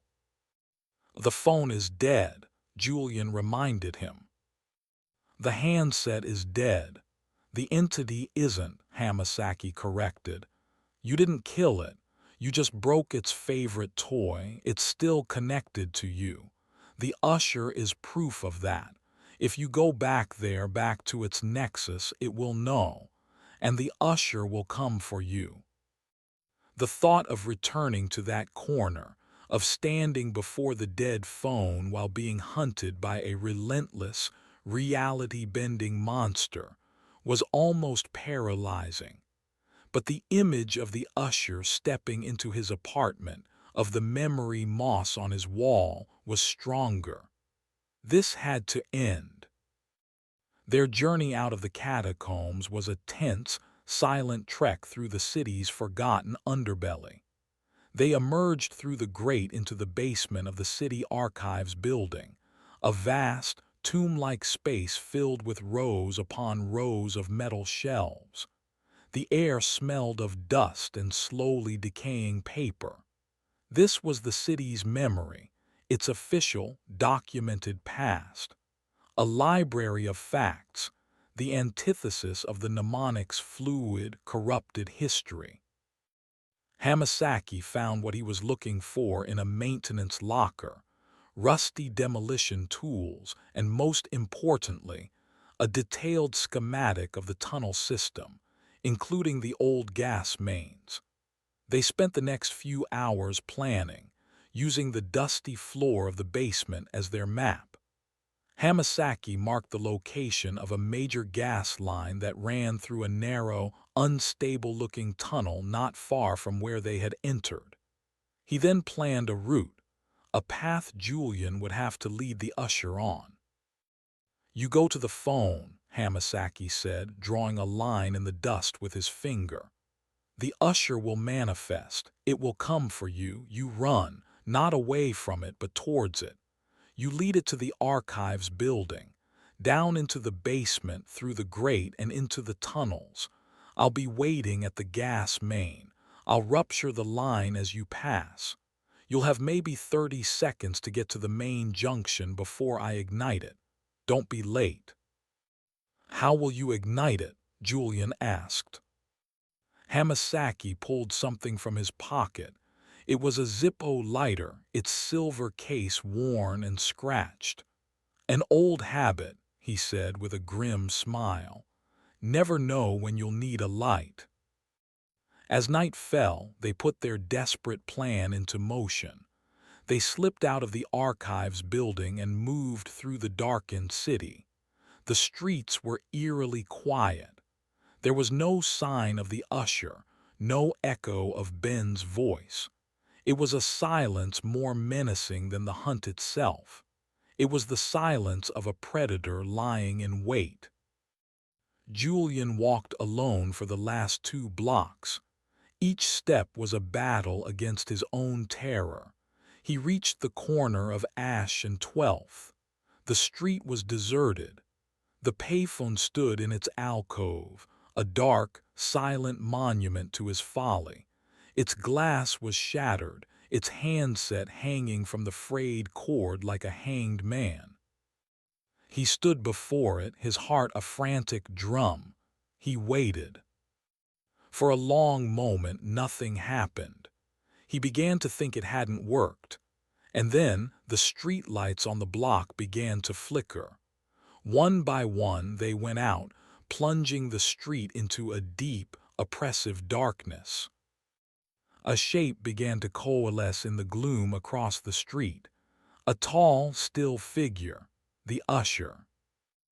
It turned its blank face towards him, and from all around the voice began to echo, no longer just Ben's voice, but a chorus of all the voices the mnemonic had ever stolen, a cacophony of lost souls. Jules. Mommy, why did you leave me in the dark? Back up, need backup. The usher took a step forward. Julian turned and ran. He raced toward the archives building, the sound of the usher's silent, relentless footsteps seeming to be right behind him. The chorus of voices pursued him, a wave of despair and grief that threatened to overwhelm him.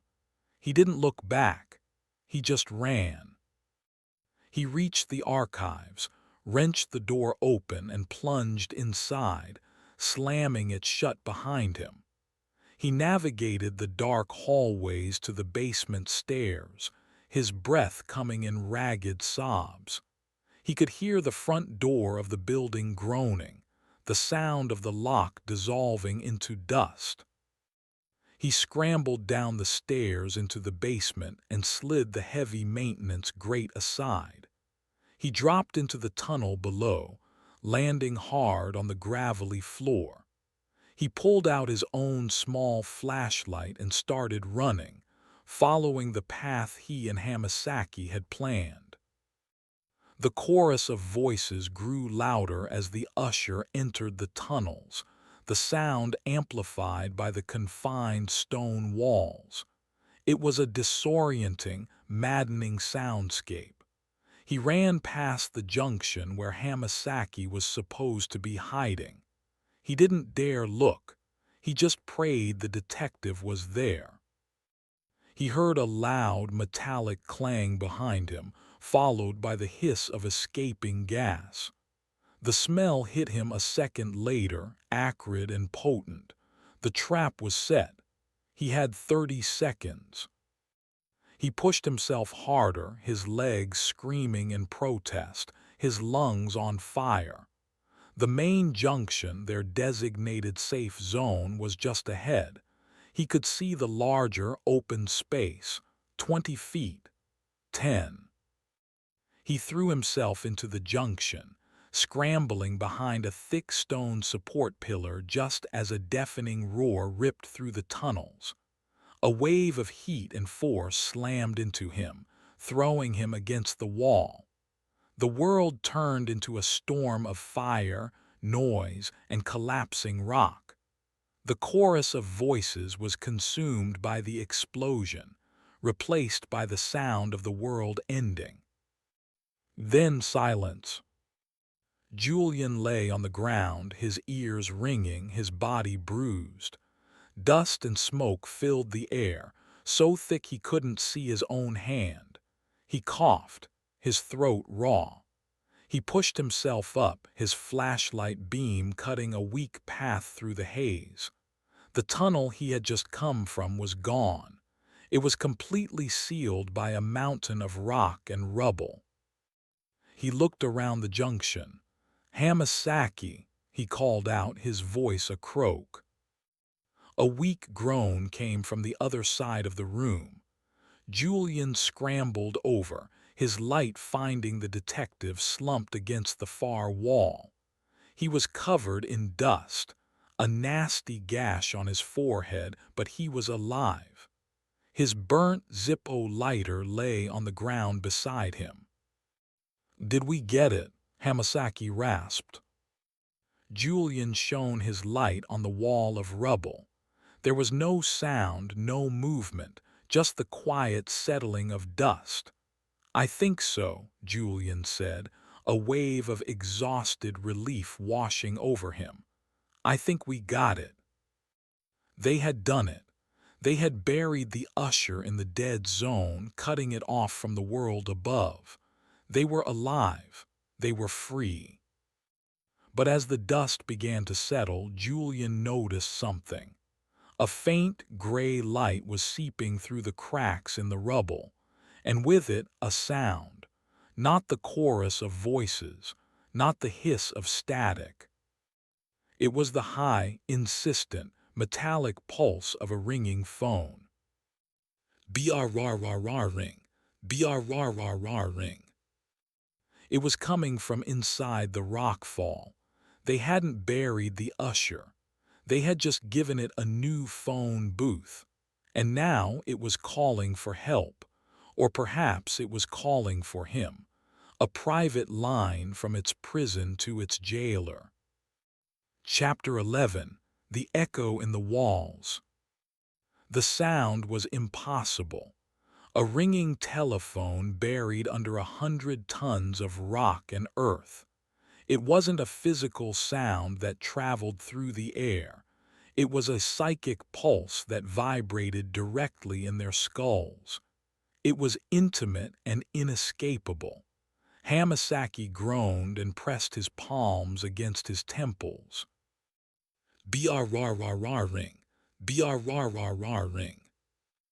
It can't be, the detective rasped, his face pale with more than just dust and injury. There's nothing there, no wires, no power. It doesn't need them, Julian said, a horrifying new understanding dawning on him. The ringing wasn't coming from the rubble, it was coming from him.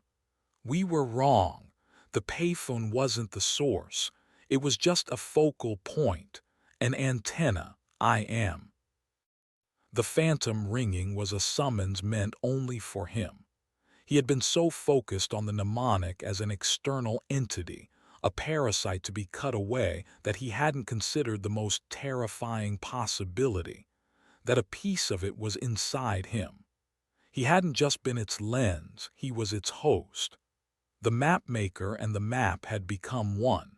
When he created Solitude Island, he hadn't just built the mnemonic a home. He had created a permanent, psychic tether between them. The ringing was a phantom limb, an echo of the connection he could now never sever. "We have to get out of here," Hamasaki said, struggling to his feet and leaning heavily on Julian's shoulder. "We can't stay this close to it." They stumbled through the catacombs, away from the buried usher and its incessant, silent call. They found a different maintenance ladder that led them up into the steamy, clanking basement of a city hospital. They emerged into a world of sterile white corridors and the smell of antiseptic, a stark contrast to the subterranean filth. Hamasaki, with his head wound and disheveled appearance, was quickly admitted to the emergency room. Julian sat in the plastic chair of the waiting room, the phantom ringing a constant, maddening pulse in his head. He was exhausted, but he couldn't rest. He watched the mundane drama of the ER unfold. A child with a broken arm, an old woman coughing into a tissue, the calm, methodical movements of the nurses and doctors. It all seemed like a scene from another planet. He knew he couldn't go back to his apartment. It was a contaminated zone, a place with a permanent wound in reality. He couldn't call Cora. He was a walking psychic hazard, a danger to everyone he cared about. The ringing in his head was a beacon, and he didn't know if the usher was the only thing that might answer its call. Hamasaki was released a few hours later, his head bandaged, his face etched with a profound weariness. "They said I have a concussion," he said, slumping into the chair next to Julian. "I told them I fell down some stairs." "What do we do now?" Julian asked, his voice a dead monotone. Hamasaki was silent for a long time, staring at the polished linoleum floor. "There's a place," he said finally. "A safe house, off the grid. I've used it before for difficult cases. We can go there, rest, figure this out." The safe house was a small, isolated cabin 2 hours north of the city, nestled deep in a state forest. It was rustic, powered by a generator and heated by a wood stove. There were no phone lines, no cell service. It was a true dead zone. The moment they arrived and shut off the car engine, the phantom ringing in Julian's head ceased. The sudden, absolute silence was a physical relief, so profound it made him feel light-headed. For the first time in weeks, his mind was his own. They spent the next few days in a state of quiet recovery. They slept, ate, and spoke very little.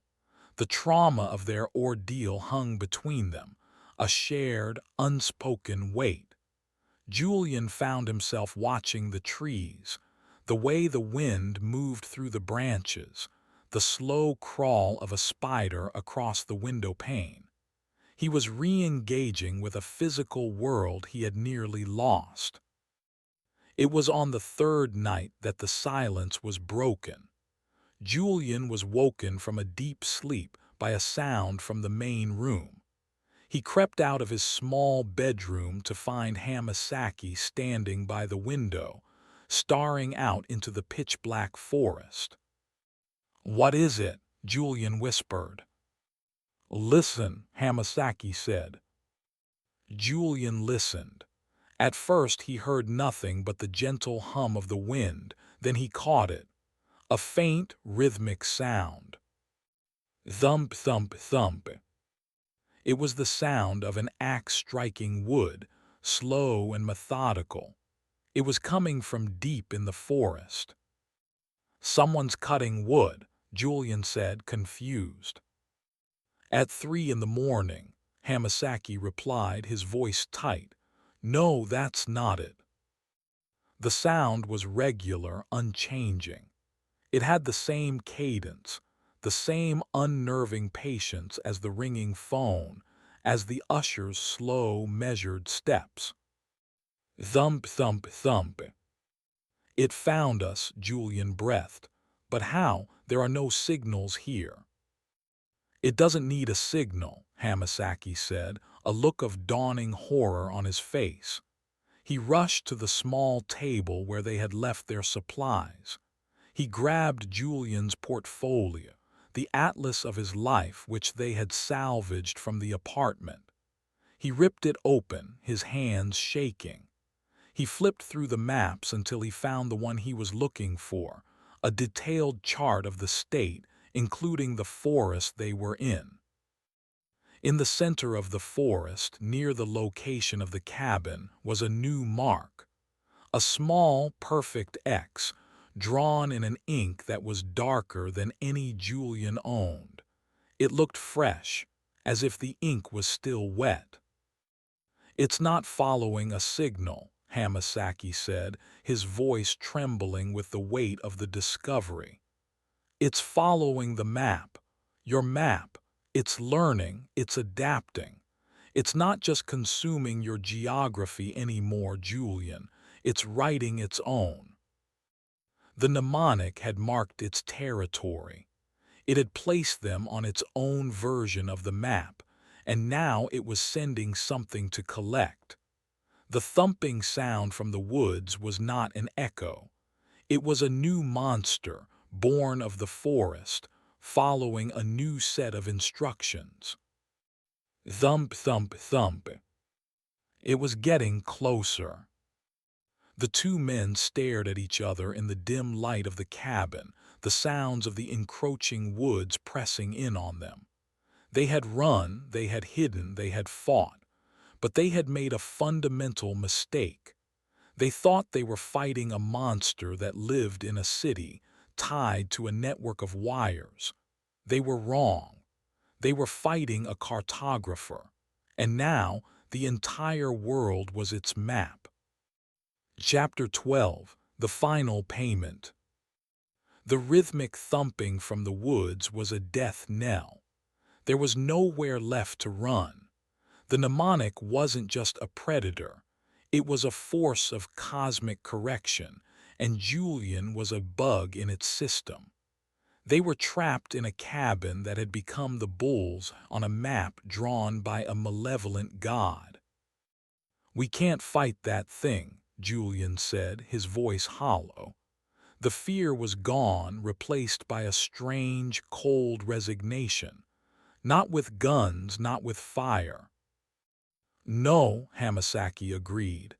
He looked from the map to Julian, his detective's mind piecing together the last, terrible fragments of the puzzle. "We can't fight it, but you can." "How?" "This all started with a trade," Hamasaki said, his voice low and intense. "A memory for a voice, an exchange. It's a system of transactions, Julian. You broke the system when you created Solitude Island. You passed it a bad check. Now it's sending collectors. But what if you could balance the ledger? What if you could make one final payment?" Julian stared at him, not understanding. "I have nothing left to give. My past is a ruin." "It's not about the past," Hamasaki said, his eyes boring into Julian's. "It's about the future. It's not about a memory, it's about a choice. The mnemonic is tied to you. It sees the world through your eyes, through your maps. You are its anchor in this reality. So what happens? If the anchor is cut?" The implication was clear, monstrous, and yet perfectly logical. The final payment wasn't a memory, it was himself. The thumping outside was louder now, closer. They could hear the crack of undergrowth as the unseen thing moved through the trees. Julian walked over to his atlas, the book of his life, now corrupted and co-opted. He looked at the maps of Paris, of Amalfi, of his own home. They were battlefields, scarred and rewritten. But they were his. He was a cartographer. He had made these lines. He could unmake them. "There's one place left," Julian said softly. "One memory it hasn't touched, because it couldn't. It wasn't a place we visited. It was the place we were going." He turned to the last page in the portfolio. It was a blank sheet of paper, but to Julian it was a map. It was the map of the home they were going to buy, the house in the country they were driving to see on the day of the accident. It was a map of a future that never happened, a place of pure potential. "It can't consume a place that doesn't exist," Julian said, repeating his old, flawed logic. "But I can go there." He looked at Hamasaki, and for the first time in a long time he smiled. It was a sad, tired smile. "You need to leave, detective. Get in your car and drive. Don't look back." "Julian." "It's the only way," Julian said. "A final transaction, me for you, me for Cora, me for everyone. A balanced ledger." A heavy blow struck the cabin door, making the whole structure shudder. The thumping had arrived. Hamasaki hesitated for a fraction of a second, his face a mask of conflict. Then he nodded, a sharp, painful gesture. He grabbed his car keys from the table. "Good luck, cartographer," he said, his voice thick with an emotion Julian had never heard from him before. Hamasaki slipped out the back door of the cabin and disappeared into the darkness. A moment later, Julian heard the sound of a car engine roaring to life, followed by the crunch of tires on the gravel driveway, fading into the distance. He was alone. Another blow struck the door, splintering the wood. Julian turned to face it. He closed his eyes, ignoring the sound, ignoring the splintering wood, ignoring the world. He focused on the blank sheet of paper in his mind. He began to draw. He drew the winding country road. He drew the old oak tree at the entrance to the property. He drew the white farmhouse with the wraparound porch. He drew the green shutters on the windows. He drew the tire swing hanging from a thick branch in the yard.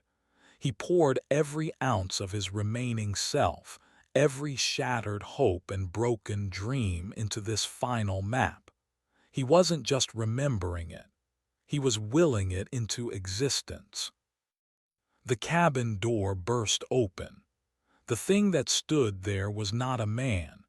It was a grotesque mockery of a woodsman made of twisted branches and packed earth, its head a gnarled burl of wood, a rusty axe fused to its arm. It was the physical manifestation of the forest's anger. It lumbered toward him. Julian didn't open his eyes. He kept drawing his map, his mind a whirlwind of creation. He was building his exit. The creature raised its axe. In his mind, Julian walked down the path of his drawing. He reached the front door of the white farmhouse. He reached out his hand and turned the knob. The door opened. Inside, it was not a house. It was a place of perfect, peaceful, silent blackness, a void, a dead zone, the ultimate blank spot on the map. As the woodsman's axe began its descent, Julian stepped across the threshold of his phantom house and into the serene, waiting silence. He made his final payment. He erased himself. Back in the cabin, the creature's axe swung down. It struck nothing. The man who had been standing there was gone. The air where he had been shimmered for a moment and was still. The creature stood, confused, its purpose gone, its target vanished. Slowly, it began to crumble, its form dissolving back into the earth and wood from which it was made. The mnemonic's anchor to the world was gone. The ledger was balanced. The account was closed. Chapter 13, Epilogue. 1 year later, Detective Kenta Hamasaki stood on a street corner, sipping a cup of coffee from a paper cup. The city went on around him, loud, chaotic, and blessedly normal. The payphone on the corner of Ash and 12th was gone. The city had finally removed it, leaving behind a faint, rectangular outline on the brick wall, a scar that only he understood. Pops O'Malley was still at his newsstand. He nodded at Hamasaki as the detective walked past. It was a nod of shared knowledge, of survival. Hamasaki had filed his final report. Julian Finch, a grieving widower suffering from severe psychological trauma, had walked away from his life. He was a missing person, a cold case. The official memory was neat and tidy. He went to visit Cora. He did it once a month. He told her he was still looking, that he hadn't given up hope. She would show him photo albums telling him stories of her brother. Her memories were sharp, clear, and happy. The mnemonic in its defeat had left no scars on her. The counterfeit memories had faded, replaced by the real ones, a final, unintentional gift from the void. The blue scarf was once again gray. She had no memory of a detective ever showing up at her door.